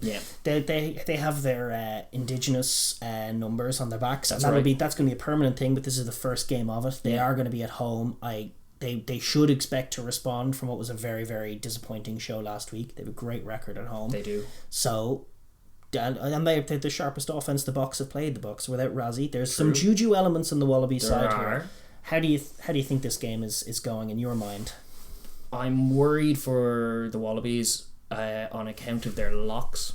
I think that's going to be the main. Swain and Phillip beaten up by the first, like so many others, like so many great locks, rocking up to play the Boks, thinking you're awesome, and then finding the next level of physicality is too much. Yeah, this is it. Like I was as I was doing the prep for it, I was like, there's all kinds of ins. I actually don't mind some of the centres that they have on options, but I'm just the main mismatch I see. Is the locks, as much as like the back row are so industrious and will have to be, and I think actually like Hooper has been indefatigable for the whole test series and he will put in a shift similar to that. I think Valentini and whoever else is in the back row will have to up their game as much as Hooper is doing and trying to emulate their captain. But even with that, I just look at the weight of those two locks and even the acumen. Salakai Loto as well, it's similar stuff. It's like they are slight by comparison, and it's a shame because talking about the Giddo laws, like my first two, if I was picking this Wallaby side to take on the Springboks, I'm going, okay, Skelton and Arnold, and then with an Arnold to come off the bench, you know. Really? I don't agree with that. I think Phillip has maybe really Phillip to come off the bench. I would start Phillip with Skelton and then maybe an Arnold or maybe Swain. All are comparable. I certainly wouldn't write off Phillip and Swain. No, I wouldn't. I do agree with you that it'll be a step up, because I think that is ultimately it's the engine room, and it's where many tight contests are decided, and I think slowly but surely they will be shocked. Listen, if they can't hold up the scrum, the maul, the contact area at all, then all of your plans crumble. There's a slight chance that it's very, very hot, and then suddenly you do see they manage to keep it in play early doors, and they do manage to get this Boks a little raggedy going in the early going. That's my theory, is that like maybe the Boks, all of this stuff happens, but the Boks, it's only good for, like the World Cup between the Boks and the All Blacks, it's only good for a 6-point lead in the opening 20 minutes, and then the Boks are still on top, but it's a lot of middle third dominance. Maybe there's a third penalty in it for them, but then 30 minutes arrives and the Boks slow down, as they do in the build up to half time. If the Wallabies can nick a try there, then all of a sudden it's a tight game, and a tight game is anybody's, you know. Yeah, that's true. I would love to see it so, but I have a sneaking suspicion that we're going to see the Boks kind of amend some of this poor recent record that we've seen against Australia, and I think they might win by more than a score here. I think they actually I think they will flex their muscles in this particular contest, because I just think that pack and then the 6 forwards to come in to bolster that pack will be way too much. Yeah, and then it's the matchup. It's the matchup of the Wallabies offense, which hasn't yet clicked. Like, I think you're going to need to see, to open up the Boks defense, something similar to what the All Blacks were doing in moments last week, when their multi-phase was so sharp and they were just, every pass was perfect. Yeah, like, I think that's what it'll take. And while the Wallabies definitely have that in them, I am starting to get fatigued and silly predicting Wallabies to come to life. This could be the game. You predict they get hammered and then they come out and do it. They're still a top quality side, and I'm pretty sure they do have a good showing in them this year. I think they have it in their locker. I think they definitely have it in their locker to open up the Springbok defense. I think their offense can reach a level close to what the All Black offense reaches if they ever just click like it, but they just aren't at the moment, and the Springboks scramble D married with their counter-rucking ability, married with their Lacanio-amisms, and all of the tries that it yields if you do try and play against them. They tend to get all kinds of defensive tries the second you try and go multi-phase with them, which I think the Wallabies will do. And I just don't know if they're smart enough. So no, I do agree with you. I think the Springboks to win. I'm trying to put the picture together. I don't think it's going to be a bonus point win, though. No, I wouldn't think so either. And I think even though it's a 2-score game, and it could be, I think it won't be. And that'll be the ultimate punishment. Because I think the Wallabies will probably grab a try against them as well. They'll be defiant enough to do that. I'd be very surprised if they're held tryless, although not hugely surprised because the Boks have a great record at doing just that.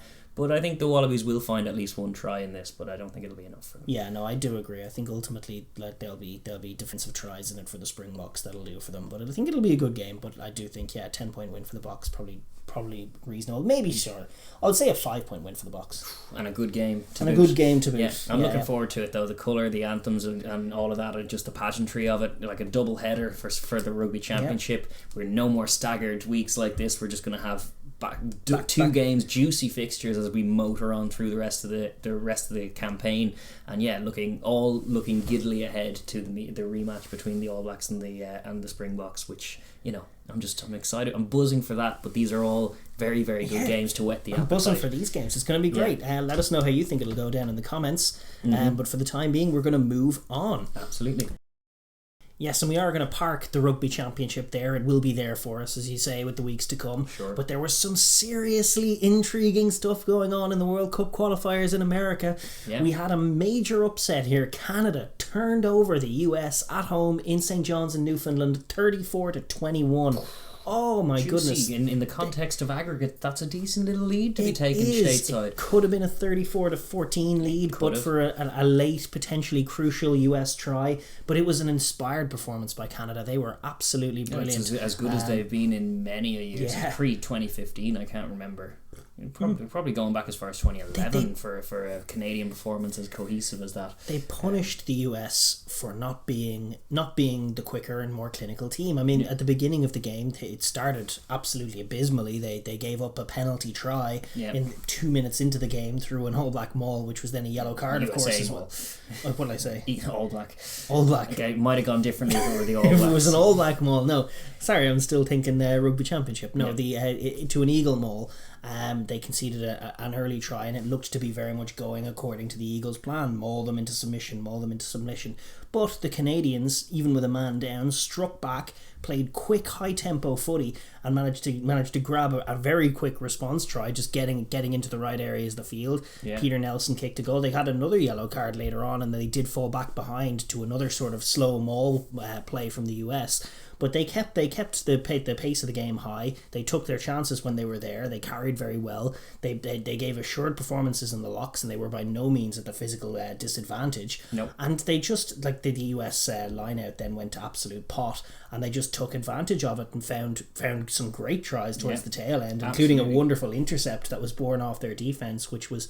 They were just able to live with the US physicality all day. They were fine with it. They were completely prepared, and the US were a bit of an open book in terms of what they came to do. And then, as soon it was very windy. It was definitely windy conditions up in Newfoundland. And as soon as Cam Dolan went down for a HIA towards the end of the half for the US, like, he really is their pack leader, and he's there calling their lineouts. And it as you say, it went to pot from there. And their avenue is to go for penalties and then to kick the corner and then to maul over. And then when that was interrupted and then the line out darts became tougher as the winds got up, and they were tough for both teams, but it was just Canada were the ones that had more in the open play, and even guys like Connor Coates at fullback running very nicely and putting some tempo on it. And then the US, by contrast, they experimented by putting Cardi at fullback. It worked in the sense that his kicking acumen yielded 2 50-22s, which they were able to try and work something from, but they didn't really capitalise on them. And then conversely, once they lost to winger very early on, was it who went off?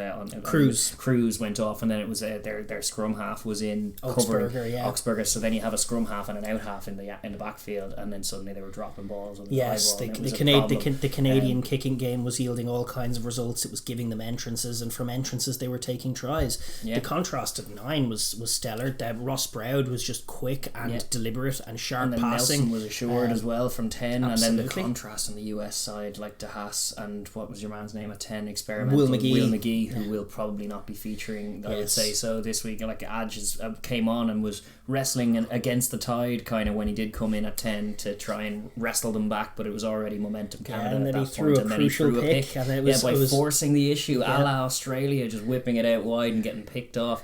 It was it was fun to see a cohesive home performance from Canada, because the crowd were great colours, very great traditional kind of ground there, real rugby club vibes. Yeah, it was. I mean, it was still, you would love to see these games be played in a stadium environment at some stage. True, but it was still really like shy of that. It's not right to do it. Like there are places in the world, South Africa being one of them, where it's like we have expect a crowd of 10,000, so we're going to put them in the 60,000 seater. That's fine in COVID time for spacing, but in normal times and normal concerns, you actually do want a kind of an intimate, you want a packed small venue. You can get more of an atmosphere with 10,000 in a 15,000 seater than you can in a 50,000 seater, obviously. But yeah, there was that intimate quality and the conditions that they were definitely more wise to. The All Blacks, or not the All Blacks, the All Blacks. You've got me calling the US. They were very much not All Black in their approach, and they were found themselves flustered by the wind in terms of their own kicking, in terms of fielding Canadian kicks, and then they are so lacking for speed across the park, and it's a real problem, because when I think of US rugby, my head will go to their sevens and what their acumen is. You got guys like Carlin Isles and Perry Baker, like the surplus to requirement amount of Olympic level sprinters that the US have at their disposal. I think there's very little excuse for their rugby team playing the slow ball that they are playing at the moment. I agree. And Dyer came in and was a bit dire under the high ball, but he was dangerous whenever they got the ball out to him. But they just couldn't. You were watching the game and you were just kind of looking at them going, "Jeez, what is this team?" That was kind of your reaction to it. You're like, "What is this team supposed to be?" And it was a bit like that. I mean, Gary Gold, he has a chance to rescue this, but this was a very pull your pants down kind of display from the US. I would say as well, just from their forward pack, they're not bringing enough energy. No, like Cam Dolan is a really quality athlete, and he is the leader of that team. He's a step above anyone else in that pack in terms of his similar work rate. He's full of pride, and he'll work all day for them as well until he's forcibly removed, and then there's no one kind of leading his charges into the breach. Some of these guys just aren't bringing enough. Like Savetta at lock and his partner in there, Breakley, their body language was atrocious. The line out started to go wrong. Dolan was off the park. They weren't winning contacts as well as they would, and they were just hands on hips, head down, couldn't believe what was happening. While on the other side, Connor Keys, despite picking up a yellow in the first half, was everywhere. He was physical, he was ferocious. They were game. The Canadians, they understood the stakes. And just the noticeable difference. You were citing the halfback though, but like the stark contrast in what both sides were trying to do was evidenced at halfback. You could see them clearing rucks very quickly with enthusiasm, Canada, and like occasionally being inaccurate. There were kicks out on the full. There were like it was still a tier 2 game. And they're still Canada. They're still not Canada. Great, even when they're trying to move at a frenetic tempo, they can get as lost as any team. They can be inaccurate, but that sheer intent to play quickly served them really well. Whereas conversely, and he's still in this week. We're going to get into previewing the game, but Daragh at scrum half is a nightmare to my eye. Like I don't understand what you're trying to do when you have a scrum half that's that slow to clear a ruck. Like he never passes from the deck. It always has to be picked up before it's passed, which invites pressure from the defensive line. From that point on, the phase is going to be slow, and then you couple that with, as you were saying, the locks of their hands and their hips, and they're slow to fold, and it was just a collective slowness that really they didn't serve them in a shootout. And they didn't. They usually bring an element of control because their forward pack are strong and tigerish, and they can maul teams into submission, and they can win set piece penalties. But their defense, like if you're going to be that slow on offense, you can't be that slow on defense. Like they let the Canadians get over the gain line and clear the ruck a little easily. Like they didn't contest. Canadians enough. Are pretty slight, and you can see them getting bullied. And we've seen them for the last few years get bullied when they meet even some tier 2 teams. But every time they meet a tier 1 team, and we've seen the US have the physicality to be able to mix it with tier 1 teams. But they weren't bringing it on defense in this game. There was the intent was the main difference, and there was no argument that Canada deserved the win. In fact, they probably deserved a little wider margin than they got, and it Yes. may end up costing them when they meet again this week. It may. The last try was well taken by the US, Lopetti getting in. It was mature from Adge as well, who had thrown the pick, but he is a leader for them, and he managed to, even when it was a botched line out that started the drive, but they were able to recover the ball. And they knew the Canadians were kind of gassed, and they knew it was there for them, and they did well to take it. It's a two-legged affair, so it's as much as part one was definitely Canada, and their winning record against the US is widened after this, despite their recent record being a little bit darker. That was definitely a great day for Canadian rugby and for their loyal fans who turned up, but the task is not over. They will meet again this week in Colorado. That's and I suppose we're going to pivot on to that game as well. The second leg, which is it a 13-point deficit currently? That's it, yeah. So a 14-point win needed to secure the tie. I'm not sure what the deal breaker is, if it's exactly 13, but sure, listen, they'll cross that bridge when they come to it. That win by Canada, their first win over the Eagles since 2013. There you go. Which a decade of deficit after a great record over them in the history. They had fallen behind in advance of this game, the US and Uruguay. They were once the number one tier 2 team in America, in both Americas. Yeah. But it hasn't been so for a wee while, but this is definitely for the first time in a long old time. There's a bit of momentum in Canadian rugby, and it would be curious to see how they back it up now in Infinity Park. And a curious reminder as well is just that the dynamics have changed again in these Rugby World Cup qualifiers.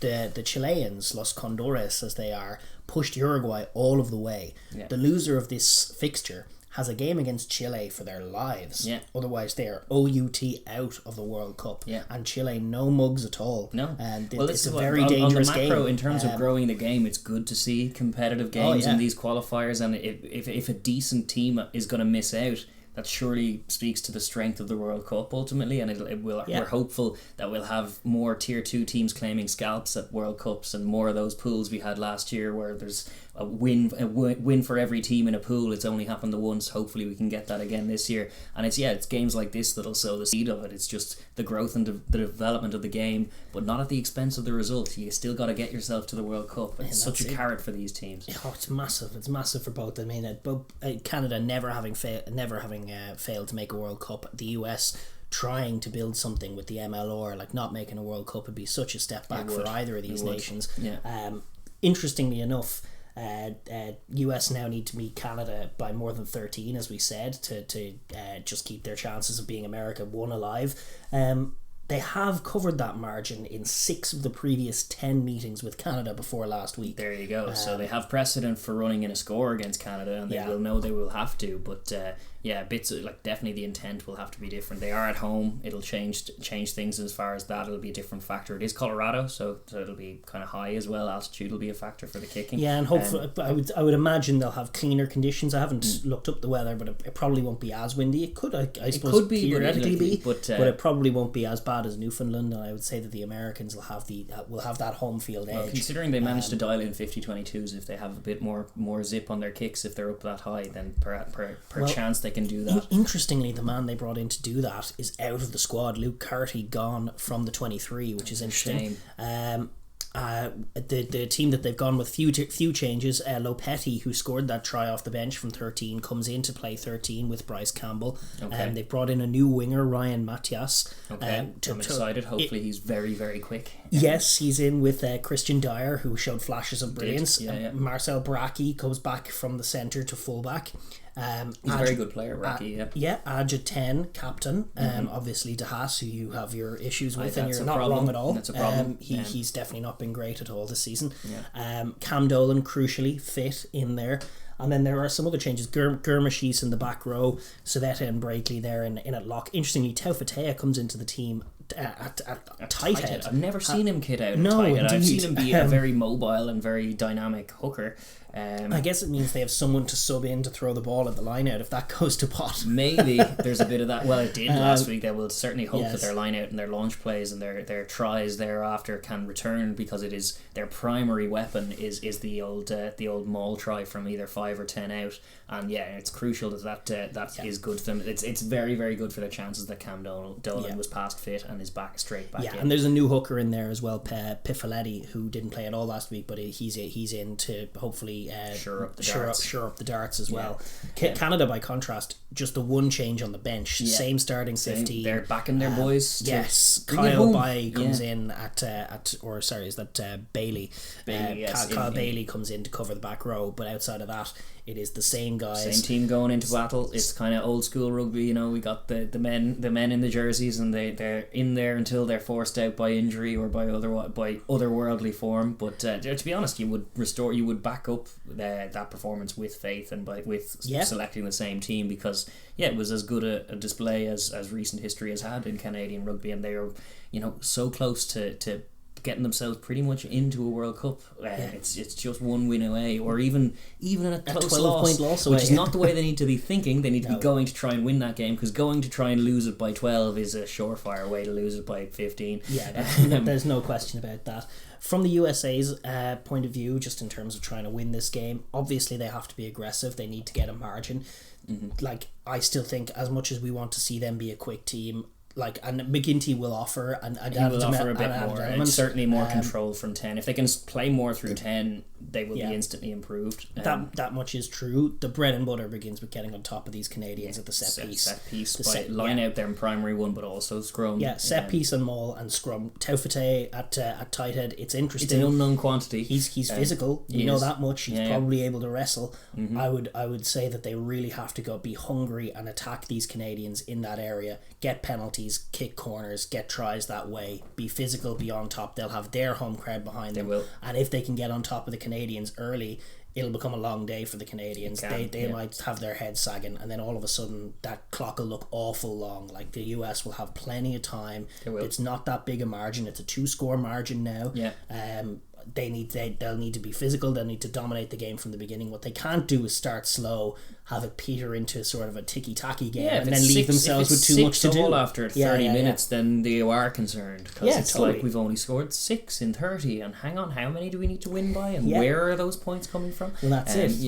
They bread and butter is the set piece dominance and the physical dominance. I really would like to see a response from their locks. Needs to be, and it's one of those possibly a bollockings what's needed in the dressing room, because they were it was really it's a terrible look for your team when you're away from home and you're just the game's still in the balance and your hands are on your hips and you're walking to and from set just pieces head down, no communication, everything going to pot, and you not standing up, and then getting bullied by a team that you're more physical. Being shocked by their energy, but also just having evidence of having done it before is no guarantee of the result right now. So they need a fire lit under them and they need motivation to perform. But should they do that, then the margin is definitely within reach for them. And I think they're still their strike off set piece and their line out maul, attacking line out maul is good enough to mix it. We said it before last week. In Twickenham, they yielded tries in the second half, which is just so rare for a tier 2 team, and from set piece from 5 out, extremely rare for a tier 2 team to be able to pull that off away from home against a tier 1 team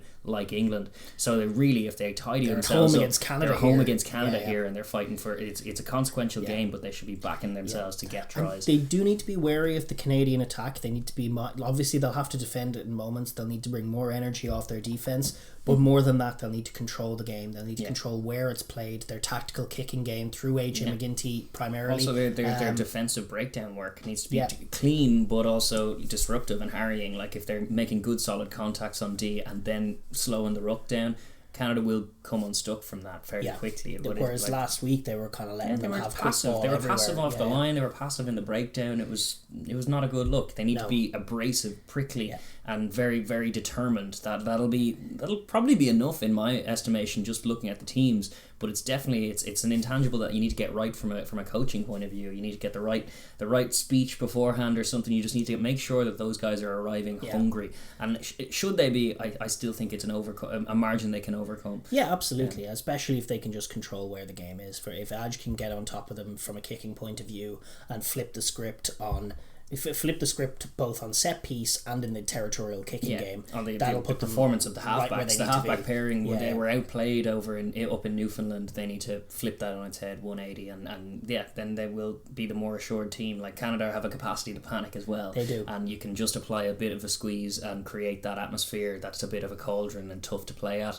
then slowly but surely they should be accruing enough points to see them through in this tie. But they've left themselves an uphill task with that first showing. There's no doubt about that. Yeah, no question, because they're slow to score. And from Canada's point of view, like obviously you can't recede into your shell. You're going to have to score. You're going to have to take points. It's the equivalent of sitting on your 1-goal lead if you're in a football parlance. But they can't be parking any bus here. They need to be going out there to try and win the game first and foremost. Win the game, you win the contest, you win the tie overall, accepting that even falling a little bit short of that, you'll still get through overall. But they need to be going to apply scoreboard pressure. They have the 13-point lead, so 3-pointers are actually pretty good for them. If they can open their account with a 3-pointer, then that can be enough to get the US going, oh, now it's 3. Take points wherever you can get them. Absolutely, they should hunt tries and play fast. Because that's the way to unstick. It's their model. The difference. It was the way they won the last time was by being that quicker team with a better intent. So they still should be moving the ball. They have like a Welsh quality to them, like that I would marry to like even it's not just that they wear red. No, it's not. But like I remember last year, Wales. Their coach is Welsh, isn't he? Yeah, well, indeed. And Wales last year were inept. If you'll remember back in 2020 in the Autumn Nations Cup, they were just not physical, not there for it, letting in some soft tries. They were, but at the same time there were the nuggets of optimism that they could grab a try from anywhere, top level defense. And all of a sudden last year it just came together. They were the team that were grabbing tries, and they won 30% possession. Doesn't matter. We grab tries with each of our forays forward. Yeah, and Canada, this particular Canadian team's model needs to be that. Yeah, they need to be Tier 2's version of that. They do, and certainly when matched up against this big physical but slow and lumbering juggernaut in the US, that is their recipe. Is keep the tempo high, keep the ball in play. Take tries where you find them. They can all stick a pass. They can all pick a line. They understand attacking footy. They support each other pretty well. Across the bar as well, across the park. So keep trying to play. Keep foraying. Obviously, don't overplay in your own half. But kick smart. But definitely probe. Definitely probe on the extremities and get the US pack moving around the place. Yeah. That 100% is part of the Canadian model. If you're just sitting back box kicking, hoping for the minutes to tick on by, such a problem, dangerous. Because you're playing the US's tempo and then you'll ultimately end up losing that arm wrestle. And I think the US will ultimately find tries if you settle into that kind of pace of game. They'll be able to manage their cardio. They'll be able to slowly work the scoreboard and get the squeeze on. Whereas if the Canadians can grab a try early, if a try in the first half for Canada could be pivotal. Could be enough to break the confidence of the US. They could, even if they're after building 1 or 2 3-pointers and then they're instantly chalked off with a try, back to square one, back behind square one because he nailed the kick. It's like those kinds of moments are where you need to stick the needle in. You have the 13-point advantage. That's a chance to play a little bit of match play scenario, but definitely not the idea to sit back and try and hold on. Your little target, 20 points. 20 points. If you can get to 20, if they score 20 points, that'll be enough. It's a great target for any Tier 2 team in general. But a little tacit goal of reaching 20 points by hook or by crook in this game, that'll see them home, 100%. I think so. I think the other area as well, like they can't overlook first of all, how important the line-out is to the US team, and second, just how badly it went wrong for them last week. I know Cam Dolan is in, he'll be calling the line-outs. But Connor Keys was awful windy last week, so there's all of those are factors. But Connor Keys in there, obviously Thomas as well, but they were exceptional. They were exceptional last week. They need to contest that ball. If they can take the line out away, that's their easiest path to victory. They do need to be aware that the ball is going to be a challenge. Poach one or two in a crucial spot in this game can be enough to swing it. In your own 22, if they can just nick a couple on the US, that could turn it around, because that is their primary method of scoring. It will be very, very interesting to see if the Canadians can get on top of them again in that area.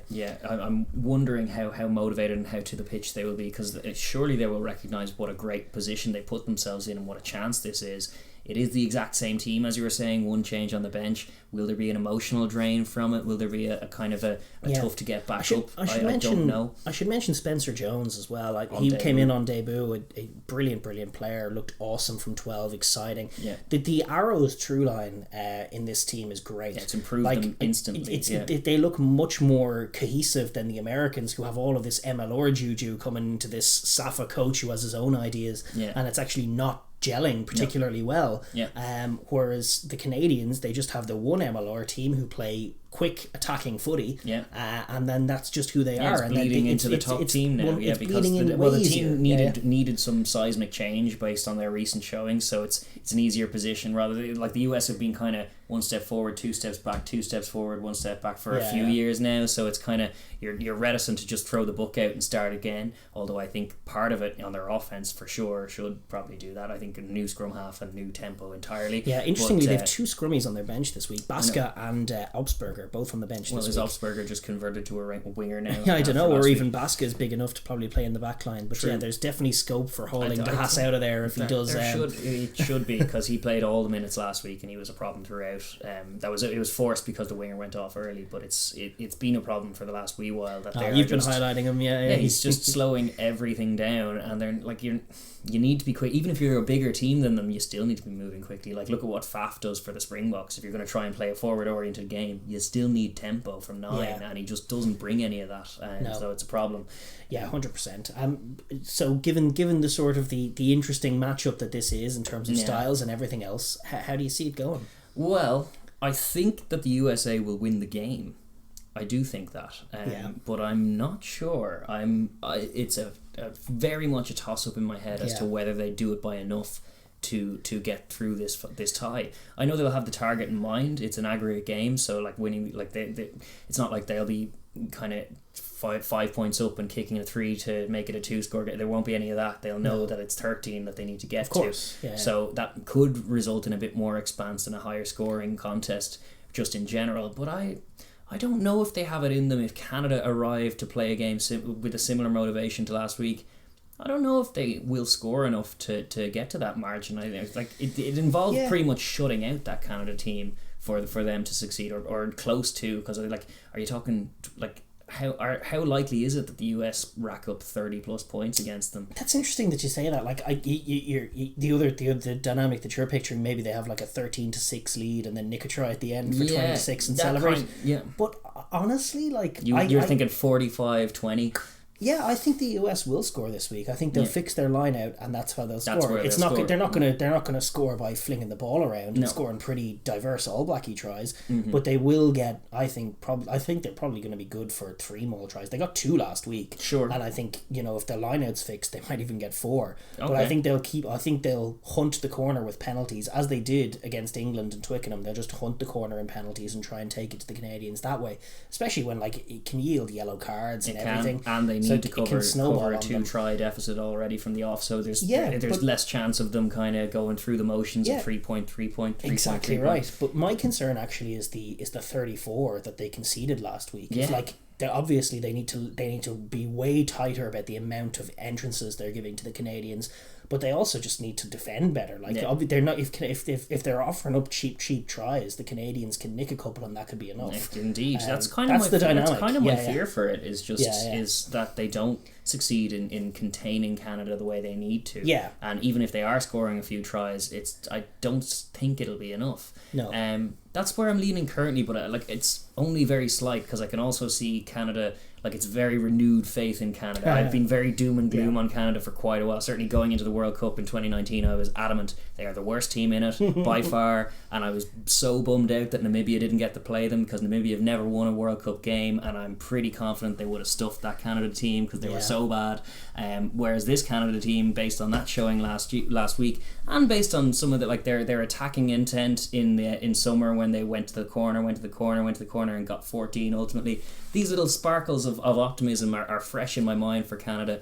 And I think based on last week's showing, and based on kind of my doubts about what Gary Gold has the US doing, and I think ultimately, despite their great resources, and I think they player for player are a stronger team than Canada, I think they will kind of rue the fact that they have not set themselves up to play a quick enough game. Yeah, I think you might be right, but I do think that the US pack is considerably stronger than Canada and will do it. I think the US just to do it. I think the Canadians will rue that try that they gave. That could be the other story. I think 20 points would have been like good. It could have been a costly run. It's definitely still in the balance in that way. But it's a flip of a coin or a bounce of a ball in this case. If you know, if Nelson can get an old pick in there, or Coates or someone can get a pick and run in, that can be the difference maker. Absolutely. All of these, Canadians need to find tries from somewhere. That'll keep them alive. But anyway, let us know what you guys think anyway down below.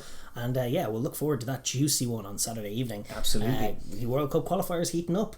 We're going to move on now and actually look at World Cup qualifiers in the women's game. Yes.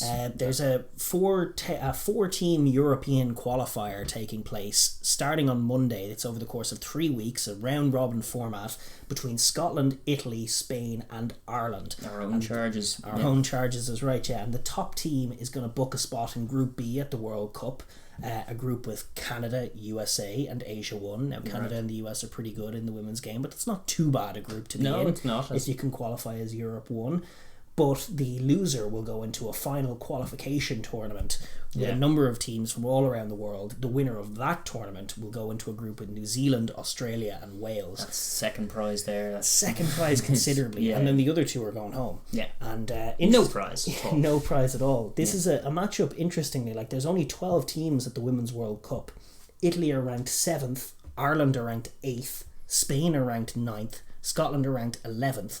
All four of these teams are ranked in the top 12, and yet only one will automatically go through, and then the other will probably go through in the qualification. But two of them aren't going to be going at all. Going home, it's mad because they are very competent teams. I think be a good little tournament. This will be definitely a good little tournament. I think the first games are coming this Monday. This Monday, is it? Yeah. Scotland and Italy, is that the first one? Yeah, and then also we have Spain and Ireland, which is like the. I'm nervous for that game because Spain are bloody good, and we don't see them in the Six Nations because they're not there, but they are a very, very good team in the women's game, and I'm hopeful that our girls can see past them. But I'm with kind of reticence. Am I that hopeful? Because I'm conscious of the risk involved. These are all very similarly matched teams. Ireland did show a lot of good hustle in the most recent Six Nations, certainly more so than Scotland for one. Italy are probably they're currently ranked higher, and they did show more competence in the women's game. They were Ireland, in good games. As far as favourites tags, Ireland do go in as favourites. They beat Italy. They flexed their muscles a little bit against Italy with a 25-5 showing in Dublin. That was right. But this tournament is in Italy. Scotland are the ones who really have a lot of work to do. They were behind in the Six Nations, behind both Ireland and Italy. And then Spain are a real wild card because they have a wonderful tradition in women's rugby, and they have they've been in the Rugby Europe Championship for no good reasons. But there are two results from this year in that little 3-team tournament that they're in. They played the Netherlands and Russia. They beat the Netherlands 87-0 and Russia 56-7. And I was reading scoring stuff. I was reading an article as well that's saying they were training like really hard. They've got a proper training camp. They're bulling to get into this World Cup next year. Coming in under the radar, and we have no tape on them proper, and they're coming for our girls first. And they have plenty of tape on us. Yes, it's indeed. Terrible. It's terrifying. It is a scary one because I really am hopeful for our girls to get into the World Cup. It will be a thorough shame to see them not qualify. I think catastrophe would be the word you'd sooner come up with. I mean, we don't want our women falling off a cliff and not making World Cups. But it's by no means guaranteed. Ireland's record against Spain have a 5-4 record, 5 wins, 4 defeats. Although granted, they haven't actually played since 2008. There you go. So this is not much of a rivalry, but it's one of those ones that doesn't often happen, but is pretty tightly contested in terms of the balance over the years. So I'm definitely going to be watching with kind of nail biting stuff. I think indeed. But I'm hopeful that our girls can pull it together. There've been a few interpros in the women's game in Ireland more recently. Leinster and Ulster played last weekend, and Connacht and Munster as well. They're kind of been a couple of squad together off the back of that. They have, so there is some form for the girls coming in terms of just having a run of matches before such a consequential round robin. But I'm excited for it. I'm excited to see how they line up, how they decide to play, how the Spanish team look, and then ultimately, to the victor will go the spoils. It's going to be a knife fight of a round robin. Tough few weeks ahead. Exciting games to watch as well from a neutral point of view. But we'll be keeping our eyes firmly on the women's qualifiers as the weeks roll on. The other bit now, I think we'll park international rugby and move on to club footy. where Currie Cup gets to top the billing again, as it is the Currie Cup final this week, which I will tune into because that's a final. That we've seen lots of Currie Cup action over the course of the past year. With some Currie Cup stuff, jaded, empty stadia, and the same. It's the Bulls and the Sharks again. Yes, and it is the Bulls and the Sharks again, but this time, as you say, it's in a final, so it is for all the marbles. Yes, last weekend we had the semi-finals. The Bulls came out ahead of the Western Province 48-31, a very high scoring game on Friday last week, and the Sharks, that game was ridiculous watch. No one likes defending. The Western Province, I mean, they flattered themselves at the end there, but they were nowhere. They were down and out after 10 minutes, just chipping all kinds of tries. Many's a soft showing goes in against those Bulls. It does, but there was a far tighter contest in semi-final 2. The Sharks managed to squeak home by 4 points, 28-24 against the Griquas, who have had a great Currie Cup showing, culminating in only a 4-point loss in the semi-final. Well done to the Griquas, but it is going to be the Bulls v Sharks again. We're going to run that one back, and it's going to be in Loftus Versfeld this Saturday, 11th of September at 5 o'clock. That's kicking off as well. I think that's local time to us, so it might be 6 over there. I'm not sure. The two best teams on balance in South Africa at the moment, the two best club sides, and Bulls firm favourites. It is in Loftus as well.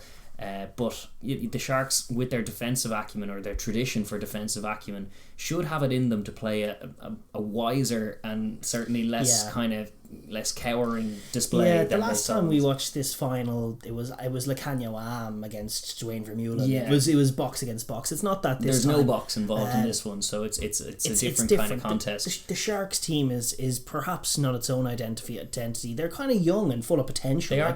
Nohamba as a 9 has potential. Boutelese, if he could just stick to the positive plays and do away with the negative plays, would be a great player. He's quite schizophrenic great player at this moment. Marius Lowe, I think, has potential. Werner Koch at 13 is certainly quick. He's quick. In terms of what Lacagna Am brings to them at 13, not quite it's the same quite thing. A different kind of defensive acumen. I know, and it's different in all kinds of ways. They've gone with the 10-15 split. They've got Kerwin Bosch playing at fullback. Right. Like it's a different kind of team, and the fear would be that they just don't bring the defensive intensity that they need to bring to compete with the Bulls, because the Bulls are very good. They have a lot of guys who could play for the box and have played for the box, like Marcel Coetzee, like Arnaud Botha.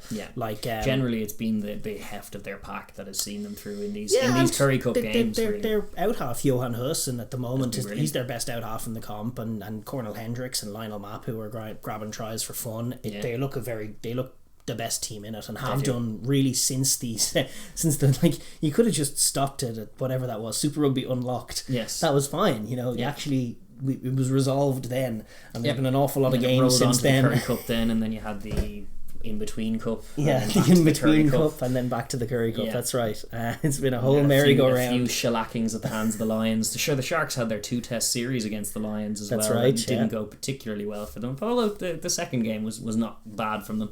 But in the context of this, it'll be, the recipe to beat the Bulls is to kind of not play their game and not try and make it a slow, laboured set piece to set piece, very typically Safa game, because the Bulls typically win that game against all of these other South African franchises. But as you were citing earlier, the game against Benetton shows what can happen if you're keeping the ball in play and trying to play high tempo. And defend well as well. They have to defend them well. Bulls are racking up all kinds of scores against these teams, and it's South African rugby. Like, it shouldn't happen. It's going to be a final. The contrast between the Springboks defensive acumen and all of their collective kind of club sides, and they're just allergic to defending sometimes. It's a mad old scene.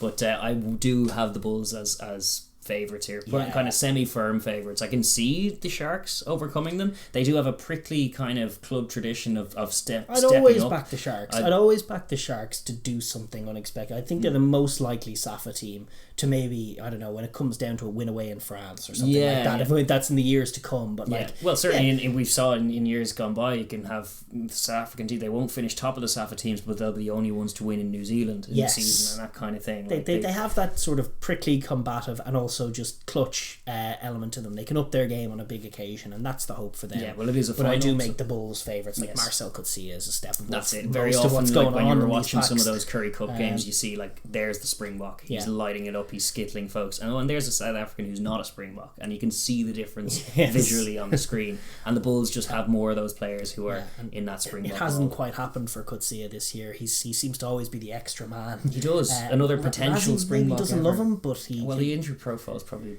working against him. Plus the depth they have in that area is just preposterous. He was the one man they brought to Benetton in that game. That really, I think that counted against him. It did. He was captain. I think he was that captain, day, and it went down with the ship very badly wrong. It wasn't all his fault, but he wasn't absolved from blame either. Well, he was outshone by those Benetton back rowers, those Benetton loose forward dynamics. But but I don't think that'll be the story here. I think the Bulls will. Geez, they'd be sickened if they lose back-to-back finals. Yeah, I know, and we need to stop every time we mention the Bulls talking about Benetton, because I can feel the frustration of Bulls fans. It was one game. Yeah, indeed. It was only one game. It was a final, and this is another final, so it is relevant in that. But I still have them as favourites for it. Who, Benetton?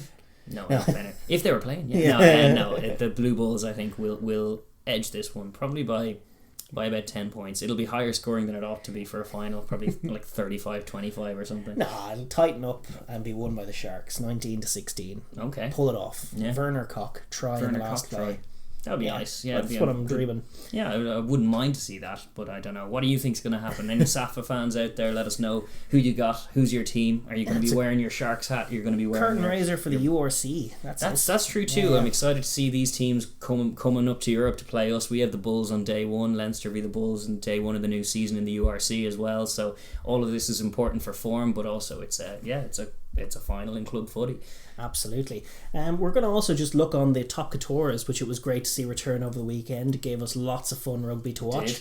We did a bunch of results to rattle off. Great start to the week for Biarritz. Jalagonia from 6 getting into the top couture team of the week from Georgia. I'm always rooting for these tier 2 guys. Tier 2 players in the top couture are basically who we're flying the flag for. Always and forever. And great to see Biarritz back in the top flight, winning games with a Georgian in the back 100%. Row. Against like was it Bordeaux who are decent. They got far in Europe last year, so it's a good scalp. A home win obviously, but 27-15, a very good start. Then we had 16-12 cast against Poe in one of the more forgettable games of the week. The Wolfpack game, for those who want that reference. But beyond that, there was nothing interesting about it. Indeed. Cast won at home in a slightly ugly game. Then next up, I think it was Brive, 36-15 win against Perpignan. Perpignan's opening salvo in the top couture is not going as well as Biarritz, who got promoted with them. Yeah, but it was away from home. I'm full of love for Brive as well. They're another team that backs the tier 2 man. Yeah, a few lads were Tuva in there from Fiji, and obviously everyone loves a Fijian, but they had they've a great tradition of the old of the tier 2 players as well. Yeah, picking up another win. Brive are a club I actually like and respect and would hope to see go well this year. Yeah, that was a nice win for them. Racing edged the Parisian derby 36-21, flexing their muscles early doors. Yeah, that was an away win, one of the few away wins as well. So that's a very good start to the season for Racing as well. 36-21 win on the road. They're in Grandstead. They're going to be firmly in the playoffs, if not top 2. For the years to come. I think they're in a great position at the moment. Racing. They are, and they had Gael Fickou at 12, which only improves them as well. Yeah, I think a lot was made. Actually, it was Lau Mape's first game for Stade Francais, and he did have a few decent moments, but for me, I was watching it back, and it was like he was thoroughly outplayed by Gael Fickou on the other side. He's not quite as good as Gael Fickou. I do think he'll have some good games over there in the top couture. He'll light it up in some games. Yeah, but Fickou and Vakatawa is just an unreal centre partnership. It's true. And Curtly Veal at fullback, and it's just a very fun looking Racing team there. It is. Yeah. They're there to play champagne footy, and certainly at this point in the season, it's very tough to see them being stopped because they tend to be a little sharp on those things that you're a little loose on at the beginning of season, so they might be able to put themselves in a strong position. Absolutely. We had a rare enough thing, a draw. Toulon drew with Montpellier 24-all. It was kind of caught with your pants down by Toulon because they were 7 points up in the last play, and it was Montpellier managed to put together quite a lovely try. To be honest, it was as well as I've seen a Montpellier team move the ball in many a year, and slight alarm bells because we have them in Europe Europe when they come. It's like, oh, is this a Montpellier team that can play at pace? It's been a while, but by contrast, Toulon were a little slow. All 24 of their points came from kicks, and ultimately, like we saw in with the Rebels in Super Rugby AU, if you're just going to score in threes the whole time, despite your dominance, you're going to get caught out in the end, and that was kind of the story of this game. Absolutely. And then on the Sunday we had two great games. I tell you, Lyon, I really like Lyon. They beat Clermont 28-19 after going 16-7 down early doors.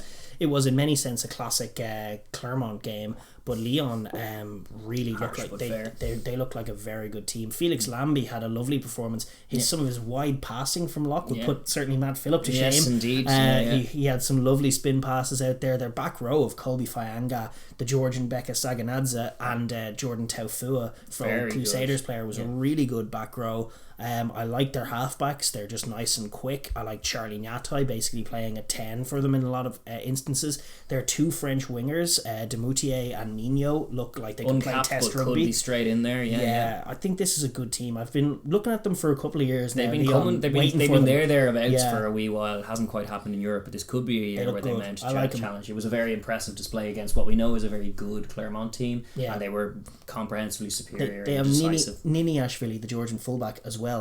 Two Georgians, so you're definitely all on board the Lyon train. I don't like Dusan off the bench. Dusan came off the bench and it started getting vexing. I would like to see the back. He's similar to what is he doing at halfback? He's so slow. That's my problem with some of these more recent halfbacks who slow the game down all the time. I don't know if it's wise. I don't think it is. And perhaps unsurprisingly, the second away win of the weekend came from the champions, Champagne champions, defending 5-star Toulouse. Double champions last year, and came away in a repeat of last year's finals, both of those finals, and Rogers La Rochelle, despite not having to deal with Colby this time, still not able to deal with Toulouse, and it was a 20 points to 16 loss in the end, and ultimately it was vexed by there was a red card in the second half for Will Skelton that kind of decided again. They were up at that point, but it became a big task to contain Toulouse for the rest of the game. A lovely Entomac try was actually very good try. Very kind of found as good as I've seen Entomac looking taking a try. It was beautiful. He had gas. It looked like him gliding through us for France against Ireland in that October Six Nations game. He was good too. It actually wasn't a good look. I was going to give Rog credit for another tier 2 man, Martin Alonso from Spain, on the wing for La Rochelle, but actually he was gassed out by Entomac for that try, which was not good. To make the tackle, which is a problem. It's true. But don't know, La Rochelle can't solve the puzzle really of this Toulouse team, and it is a problem because that is a home defeat, albeit to the champions. It sets them back, and actually just looking at their fixture this week, I think they are away again to Racing, so it just doesn't get any easier. It's as tough a start to the season as you're going to get. You have your home loss that you were hoping to win that game. They were on course to edge the game, then the red card happened and then they didn't, and now they're away in the La Défense. They mismanaged parts of it. Like, I wouldn't absolve Rog of this one. He had Ihio West to go to on his bench. He left Plisson on for a bit too long. Left Plisson on for the whole game, and Plisson really did struggle out there. And I thought a few nice touches in the first half, but then when the chips were down, I don't, for a guy who played 10 so well, I don't love his out half choices. I mean, he's done a lot right, and his scrum half choices are pretty good. Bergeron this week, I know he's had Carvalho. Bergeron was very good. Lots of the team he's put together are very good, but he's made curious decisions at 10 to have his two men be West and Plisson, both of whom I think are just not quite the full article, and very difficult to win cups with those guys at out half, and they're not a patch on Rog, to be honest. No, certainly the model of Rogers Munster was completely different, where it was 10-man rugby and the 10 was dictating everything. The scrum half kicked nothing; he just gave it to the 10 who kicked them around the park, and the pack won the game. It's a weird one that they don't have someone a bit more comprehensive as a 10, but I definitely prefer them with Ihio West, which was where they ended up last season as their first choice, and by the looks of this showing, I think he probably still is their first choice, injury permitting. But we have a few decent fixtures as well. Obviously, we have that one. There's Racing La Rochelle, the primetime game on Saturday, and then Toulouse-Toulon, the primetime game on Sunday. Yeah, and the only game on Sunday as well. Actually, it's quite stacked. I think there are 4 simultaneous kickoffs at 3:00 on Saturday. Clermont-Cast, Montpellier-Brive, Pau-Lyon, and Perpignan-Biarritz all kicking off simultaneously. And then, fewer then. You have Bordeaux-Stade at 5 on Saturday, and then those 2 headline games. So it's kind of... It's a different layout this week. Your primetime games are your main ones, but some class games last week, and great to see the top couture back and adding some serious intrigue ahead of European rugby season to come as well. Yeah, 100%. But listen, we'll park Cud Footy there and move on to our climactic rugby news of the week segment, as we always finish up on. Yeah. Hopefully I haven't bored you too much this evening. But listen, just to kick us off, we had fantastic news and relieving news. Levin Maisashvili, the Georgian head coach, returned home after 2 months in the ICU in South Africa. Ventilator in South Africa. Apparently he was stable, but he had damage to his lungs and was in need of ventilation for that period. But anyway, I remember he was in critical condition, and it was reduced to severe condition, and then back to critical condition. It was a dicey time. He was there for a long time. COVID is a thing, and he's obviously a heavy enough bloke. He's a Georgian, he's surprisingly he's not that the heaviest. He looks in decent, not perfect shape, but decent enough shape. But put that to one side, it was great scenes to see him coming back home. Actually, they had a crowd of the squad were waiting for him at the airport. Fantastic. He should have been back with them ages ago. They should have had another test that was cancelled due to that COVID outbreak in the camp, and it was all issue free apart from his long illness, and we were worried for him on this podcast, and it was great news to see that he's back home now and he's recovered well, and all is well, because it was touch and go there for a bit. No, truly it was, and just delighted to see Maisashvili back, and then it's just fantastic news for Georgia. They're, interestingly enough as well, the Georgians, they've picked up another asset from New Zealand. So Neil Doak, who had taken on their attack coach role, has gone back to Ulster. Sure. And they've got Corey Brown, who is interestingly the younger brother of Tony Brown, Highlanders head coach. Coming in, he's going to coach the Black Lions, which are their Rugby Europe Super Cup team, and he's going to take the attack of the national team. Excellent. Isn't that good news? If he's anything like his brother, and he might be, like, speaking as brothers here, he might have a similar outlook on life, and Tony Brown knows how to run an offense. That man knows how to get teams incisive on first and second phase. Corey Brown, I wish him very well. And Georgia have been building their attack this season. They've improved in that area. Their general passing, some of their speed out wide, much better. So this could be a good next step. See more and more Georgian heads popping up in these top couture games. It's not just Pro D anymore. It's really, and it's not just front rowers either, or back rowers. You have guys like Tato Abzandadze, and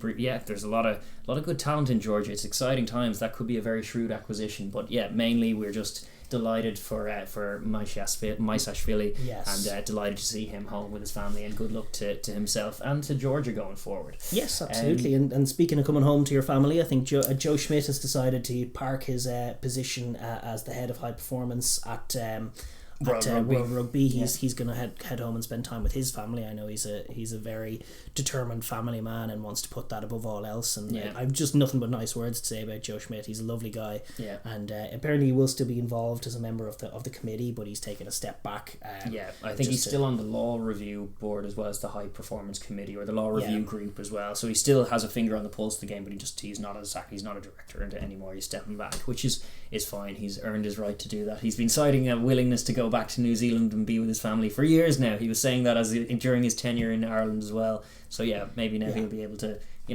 relax. That's exactly right. Yeah. So good on Joe. Interestingly, there's a bit to get into, but England finally confirmed their new coaching ticket. Yes. On this, Eddie Jones has made a raft of changes on the people around him. Yeah. John Mitchell gone. One of the top defensive coaches I would have thought in Test rugby. Gone. And that is he's taken on a new position at Wasps, so obviously he's not going too far. If I was a Test coach anywhere, I would be thinking, apart from South Africa and maybe New Zealand. Well, he's Kiwi actually. Even New Zealand, somebody will who's not Wasps ought to pick this guy up. I mean, Ireland, I wouldn't mind. Yeah, I didn't say it, but you know, when your head coach is your defensive coach, it's a problem when your defense is a bit poor. Yes. But John Mitchell wouldn't be the worst acquisition for any number of teams I can think of. But they've decided to move on from him, and they've also moved on a number of other guys. They've brought in Martin Gleeson to take their attack. Gleeson again was he was the attack coach in Wasps, but a pure rugby league guy. Likewise, interestingly, their new defensive coach, Seibold, is that Anthony Seibold, who's all rugby league as far as his background. Bit of time in the Rabbitohs, bit of time in all of these a lot Canberra Raiders, Brisbane Broncos, all kinds. Very highly respected. It's important to understand. 100%. And we'll a lot of that will translate in terms of technique, in terms of systems, line shooting, shape, pattern, all of that. Line shooting, but a pure rugby league mindset in terms of both their offense and their defense, which sometimes the breakdown is an oversight. They're hoping to offset that. They've also brought in Richard Cockrell as kind of forwards and set piece. And he'll work with Proudfoot and look after that, and they will have that union mindset in there. But the backs seemingly very much will be coached from a rugby league point of view. Which to me strikes me as I think the loss of John Mitchell, unless him and Eddie Jones have had a falling out, which that is been possible. kept under wraps. It's possible. Yeah, Eddie Jones is a prickly enough to, and so is John Mitchell. Yes. They're definitely both prickly and could prickle at each other. Yeah. But well, it's not the first time that there's been rotation in under Eddie Jones in this coaching ticket. He's actually kind of freshened things up a few times, and it is wholesale changes. So it's curious to see. It's not unprecedented. I mean, they did come 5th in the Six Nations this year, so some changes were maybe forced, but it's just a new look. It's 2 years out. Probably now's the time to do it if you're going to do it at all. There's still time to bet in. They had also parted ways after the Six Nations with Simon Amer, who was taking the attack, and he was pure union background, and then Jason Riles, who was taking skills, who was a league guy. So they brought back in 2 league guys and then a Cockrell to look after the forwards, but their attack coach being league and their defensive coach being league is an interesting from Eddie Jones, if nothing else. I'm wondering how it'll take shape. Obviously, Eddie Jones is still there. England still have a lot of quality to work from, but I don't know.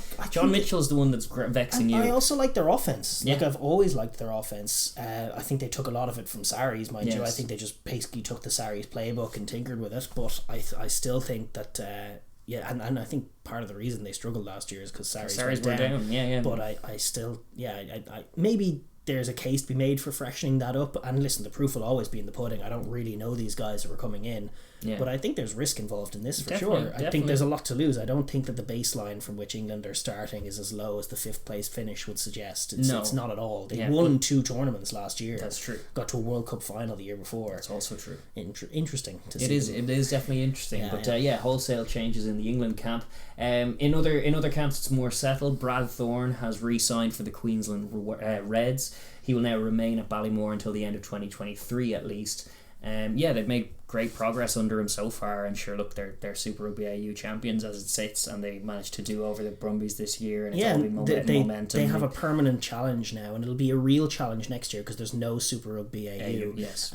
Not a trophy to defend, but instead a Lions Den to walk into. They've got a round robin competition involving these Kiwi franchises, and the job for him will be to arrive at a level where he can compete with them. It's not quite like the Trans-Tasman this year where he had to go week on week. You play the Highlanders, then the Hurricanes, then the Blues, then the Crusaders. Like, it's not going to be like that. He's going to have all those games interspliced with the games where he'll have an edge, where he'll feel against the new franchises and against or something. And against the Aussie franchises, he'll feel he has an edge. So the real test now comes next year. Can he compete with these Kiwi franchises? Mix it with them. Maybe win a playoff game against them. That would be great. That's because they have been making progressions, and they have been stepping up, and they have a lovely style of play and a good stable of players.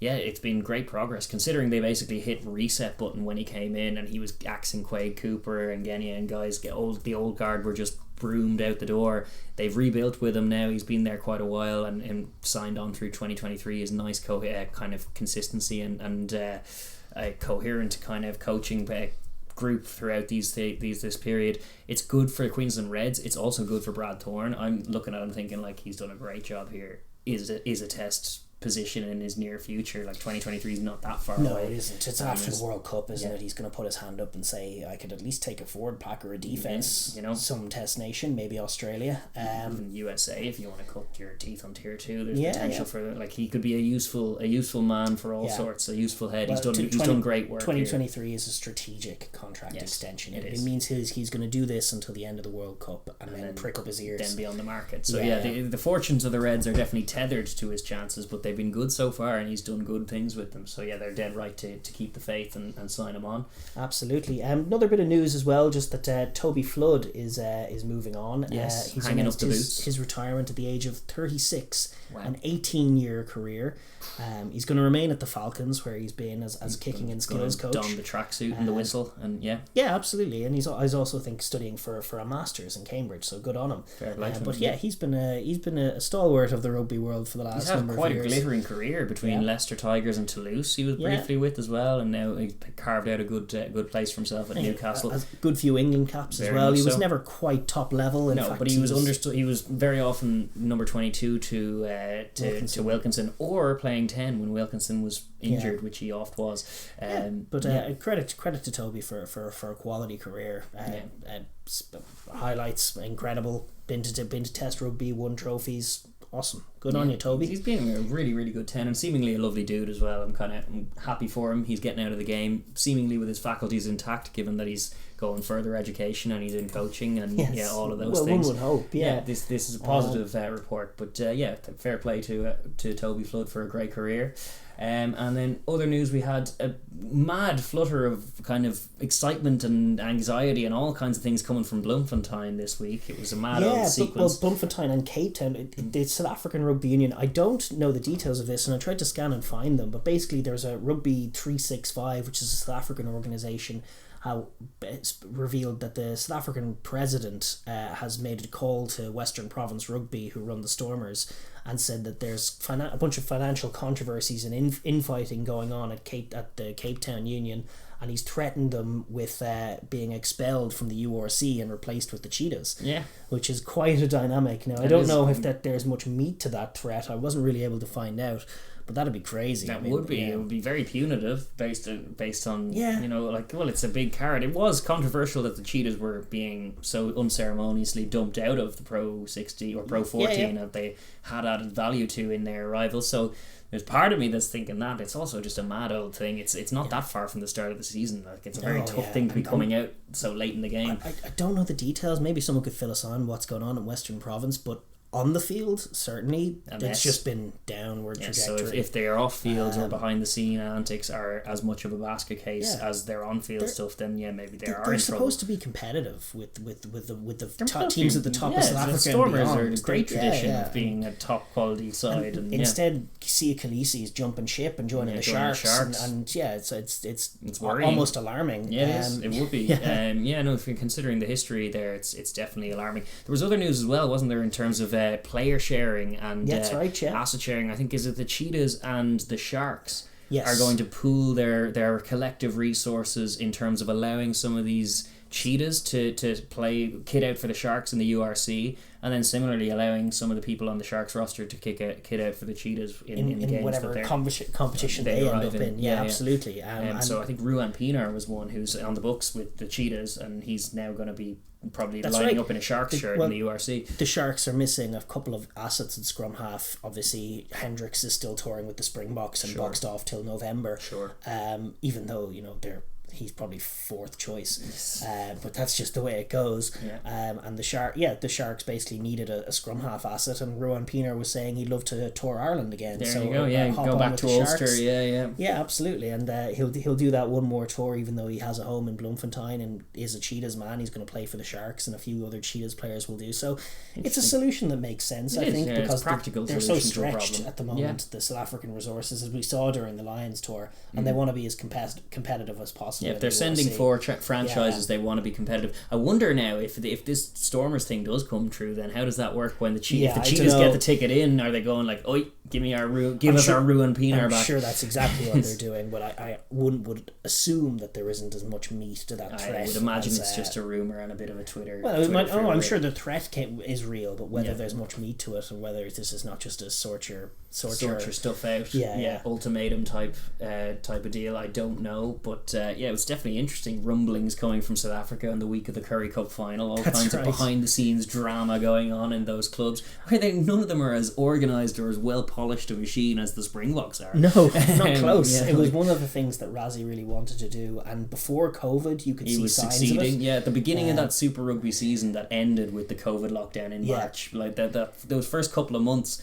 you saw great improvement in all of their club sides in terms of defensive line speed, intent, they were playing proper rugby, and it's melted away really, and his focus has gone. His focus had to turn to the Lions tour, and he basically parked everything else. But I don't doubt that when everything settles down and things return to a sort of normal, light a fire under them again. Yes, Razzie will come knocking on the doors of the club sides and going, "Hey, why are you such a mess?" In this country? Yeah, exactly. Indeed. Going to tackle, tackle. Yeah, all of that. Absolutely. There was another bit of news which has caused much furore and discussion over the last little while. This is around this World 12s plan, which is proposed to launch in August of 2022, which hasn't yet crashed and burned in a heaping pile of flaming dog crap, but it will, I think, ultimately do such that. Maybe it won't. I think in best case scenario they play the tournament and it plays out a little bit like the Bermuda Tens and kind of being a quirky thing their that's sales fun. Pitch is bizarre. I mean, their sales pitch is it sounds like a pyramid scheme. Like they're like, we're gonna make £250 million, and they're gonna do it by investing crazy amounts of money to get all of the top talent in the world to enter into a draft system for new franchises in like a 3-week competition. In 15-minute games that are 12 aside. Towards the end of August as well, so right in the middle of the Rugby Championship. Or the Rugby Championship. They're trying to get all the best players in the world to just park what they're doing and go play this new goofy thing that we came up with in England. Because it's like cricket, and it's like the IPL in cricket or something. Like, the mind blows as to what these big suits are looking at and thinking of. Like, why do they want to destroy our game? I don't know. Like, it's just full of investment capitalists changing. Yeah, I just don't get it. It's they keep talking about how. Like, this is the first line of it is World 12s is a new rugby union tournament for a changing, fast-paced world. Like, right away, I'm like, what? What are you talking about? For a changing, fast-paced world. Like, there's just this mad anxiety amongst the rugby bigwigs to like turn it into all action basketball. Every second something has to be happening, otherwise panic. Yeah. Like, I just relax. Our game is what it is. I just don't think that constantly changing it into something that it isn't to try and appeal to a market that doesn't really exist. I mean, who are these fantasy people who can't stand rugby 15s because it's so boring, but as soon as it'll be 12s they'll be like, straight on board. Indeed, it's folly. The projected earnings are always a funny one with these kinds of things. It's the same whenever the CVC are chunking out another sizable portion of some league somewhere, and they're going like, expecting returns and blah blah blah blah, and you're like, really? I don't know where that's coming from. Like, the Champions Cup is a great success, and the Heineken Cup has been a great success, but it hasn't made quite the amount of money that they expected or that they projected. And it's like, so therefore you need to rip it up and start again. No, all this sort of anxiety from the Lions tour not being razzle dazzle is wrong as well. And I just think, again, you're like, Sevens is a tournament that's all action all the time. Sevens is a good game. It's a great game. I prefer 15s personally. I think rugby union is the best sport in the world. I love rugby sevens. I think it's a great game. It's right up there with my favourite sports.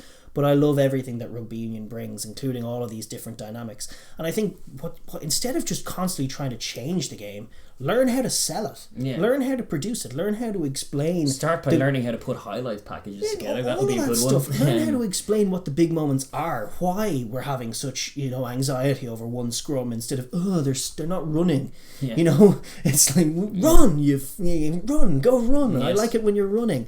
Like the understanding that is had by some people of the game they allege to support and want to follow is crazy. But anyway, as far as what the actual difference in this tournament would be, it would be a 12-a-side game, which would follow the laws of 15s, but with a few exciting adaptations. Yes. Like, obviously 12 players in a team, which they've gone 6 forwards, 6 backs. Personally, I'd go 8 forwards and 4 backs. I just have 12 forwards out there running a bit. 15-minute halves. Conversions will be drop goals only because it's so boring to see a kicker line up a clutch kick. Yeah, indeed. Only one scrum reset followed by a free kick. Yeah. And here we go again. Scrum infringements are penalised by a differential penalty, which is a penalty that can't be kicked at goal. Yeah. Just because it's such scrums shouldn't be rewarded. This is just Springbok anxiety. It is, yeah. Manifesting itself in the goofiest way possible. Yes, indeed. It's true. It's just, well, maybe we'll turn the game into something you're not good at. Stupid South Africans. Yeah. I mean, reading it just gets so... He gets pretty angry at this point in the podcast when he's reading things like that. You have to have sympathy for him, but it is goofy. It is reminiscent of that Bermuda Tens thing that we were talking about last they're talking about it like they're going to try and get all the top players to play. Yeah, the Bermuda Tens was perfect because the Sevens tour was cancelled and it was a different thing. It was quirky. It was in the Bahama. It was like wherever it was. It was in the Caribbean. It was kind of beach rugby vibes, and they had goofy rules, goofy 5-point conversions and whatnot. Goofy rules, but it was a goofy spectacle, and it had a few 7-stars in there. That was fine as a one-off. But the idea that this is going to have legs in terms of like 250 million they're talking in revenue, and they're talking about investing that much first, and it's like, how? Yeah, exactly. How? But that's it. It's not like the Bermuda Tens at all, because they're basically saying that all of rugby should stop for a few weeks in August, and we'll get all the best players who are going to be got by auction in a goofy way by these brand new 8 franchises. About whom, how could we care? Yeah, and then they're gonna put together these sort of crazy 12 squads and set them all out at the expense of all other rugby going on at the time, in the context of player welfare and everything. And they're also a competing body against World Rugby. They're not a World Rugby body. So God knows how that works with referees. And they have to have, I believe there's other rules, they have to have at least 2 tier 2 players in the team as well. I think I read that somewhere. And, which is like, this is on, and they have a women's game and they're going to pay the women the same amount as the men, but then how are they going to get the players to stop what they're doing on such big contracts and then pay the women that much? Like, the whole thing, it just screams snake oil pitch, and there's been so much chagrin about it in the last 24 hours. I give it 2 or 3 months before the whole thing just blows up. Is scrapped entirely. Yeah. Just what a silly idea. Certainly from the Orb standing, it's like, rugby 12s, don't rate it. Not the future of the game. 0 stars. Yeah, that's it. That's 100% my seal of approval. Yeah, into the bin with it. One of those ones. I don't mind goofy formats like the Tens. If they're gonna just be like a weekend advertisement for the game, 100%. Something new to try. We're gonna try and get the Americans involved. All that's grand. But stop trying to destroy rugby because and like it's so the Springboks funny the scrums one, you can see it's cooked up by a bunch of Australian and English suits just whipping something up. It's like, could we make tries worth 10, kicks worth -1? What? Yeah, no scrums.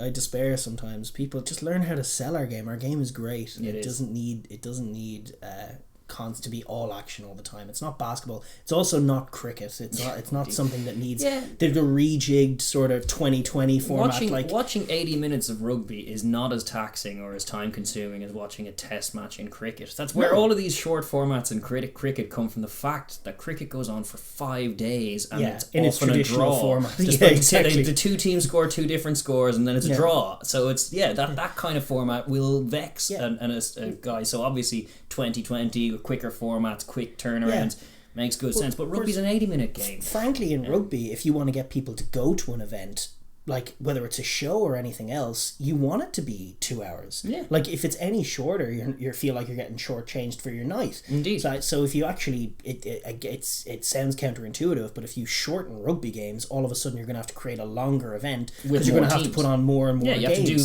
what the Sevens do, which is 14-minute games, but a load of players doing a whole thing and globe hopping. Fine for the Sevens, but still, you're asking, if you want to go to a Sevens event, you're asking a lot more of a person to actually give their whole day day, as opposed to rugby, which is actually a really, like soccer and all of these other sports, it's a good time. It's like 2 hours. Kick off is 7 o'clock. You're there. You're out by 9:30 at the latest, and you're getting dinner and you're going for drinks or whatever.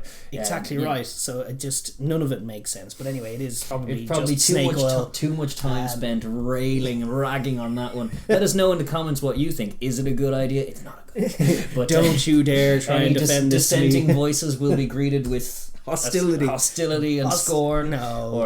Silent judgment. I'm sure there's a thread to this I'm missing that people might share with me. But anyway, my initial reaction was just rage and despair. Rage and despair. Oh yeah.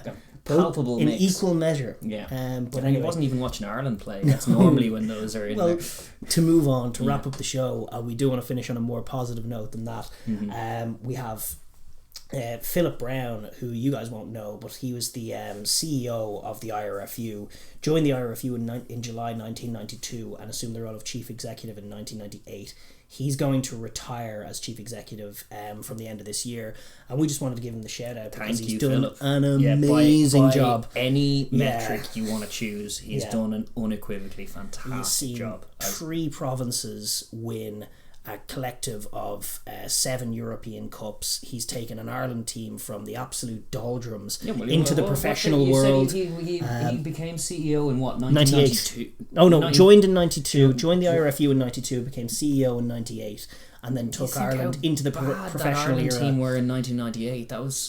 Was that the team that was failing to get out of the groups to Argentina and doing the 10-man maul? Or that was the year after that. And obviously some of the talent coming through was obviously going to pay dividends, but even more than just the national team, the professional structures he set up, the seamless transition, in fact more than seamless, the incredible transition that Ireland made into pro rugby, the franchises, the 4 provinces, like it was so smooth and so well done. Really, from like with 1 or 2 hiccups in certain places. A few little bits of egg on face. Things like the women's game currently, we're going like a bit more investment in that. The sevens, we were a long time on the uptake with the sevens. That's thing. Right, and threatening the existence of Connacht in the early days. That was obviously a mistake.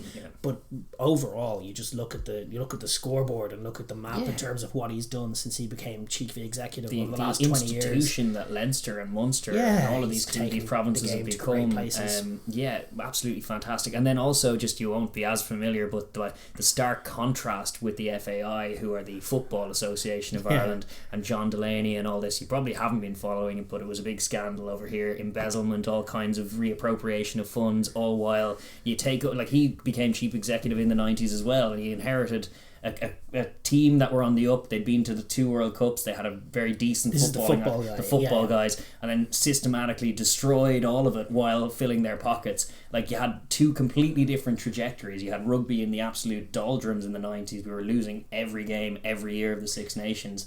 Always, we were just the whipping boys in that comp. Takes them up and just goes gliding up. Meanwhile, the football just plummets down to like a stone, has it done. And then there's those revealing moments, like they're still co-owners with the FAI of the Aviva Stadium in Dublin. That's right. So it's like the national stadium for both football and rugby, and it's a men and boys scenario. Like, Philip Brown has done an excellent job, and he's not a very public figure. I'm sure you don't know him. He keeps to himself, but he's some caliber of fella, and he's been spearheading this growth in Irish rugby for many, many decades. And as Irish rugby fans, we just have to express our appreciation and thank him for it. 100%. Thank you, Philip. And listen, that thank you, I guess, for watching. That'll do for us for today. Thanks very much for tuning in. We definitely enjoyed doing the show, and we'll be back next week to do another. But enjoy the games this weekend, and be sure to like the video if you enjoyed it. Comment down below, tell us your thoughts, tell us all about how good the 12s is, although I'll assume you're an agent of evil. And then or tell us about how we're wrong and that Australia have turned a corner, or that the Pumas are going to whoop the All Blacks. Tell us all that. Any comments, any thoughts you have, put them down below. Be sure to subscribe to the channel, click your bell so you get notified for all of our future videos. And there's nothing more to say, but see you later, and we'll talk to you next week. Bye, folks. Bye-bye.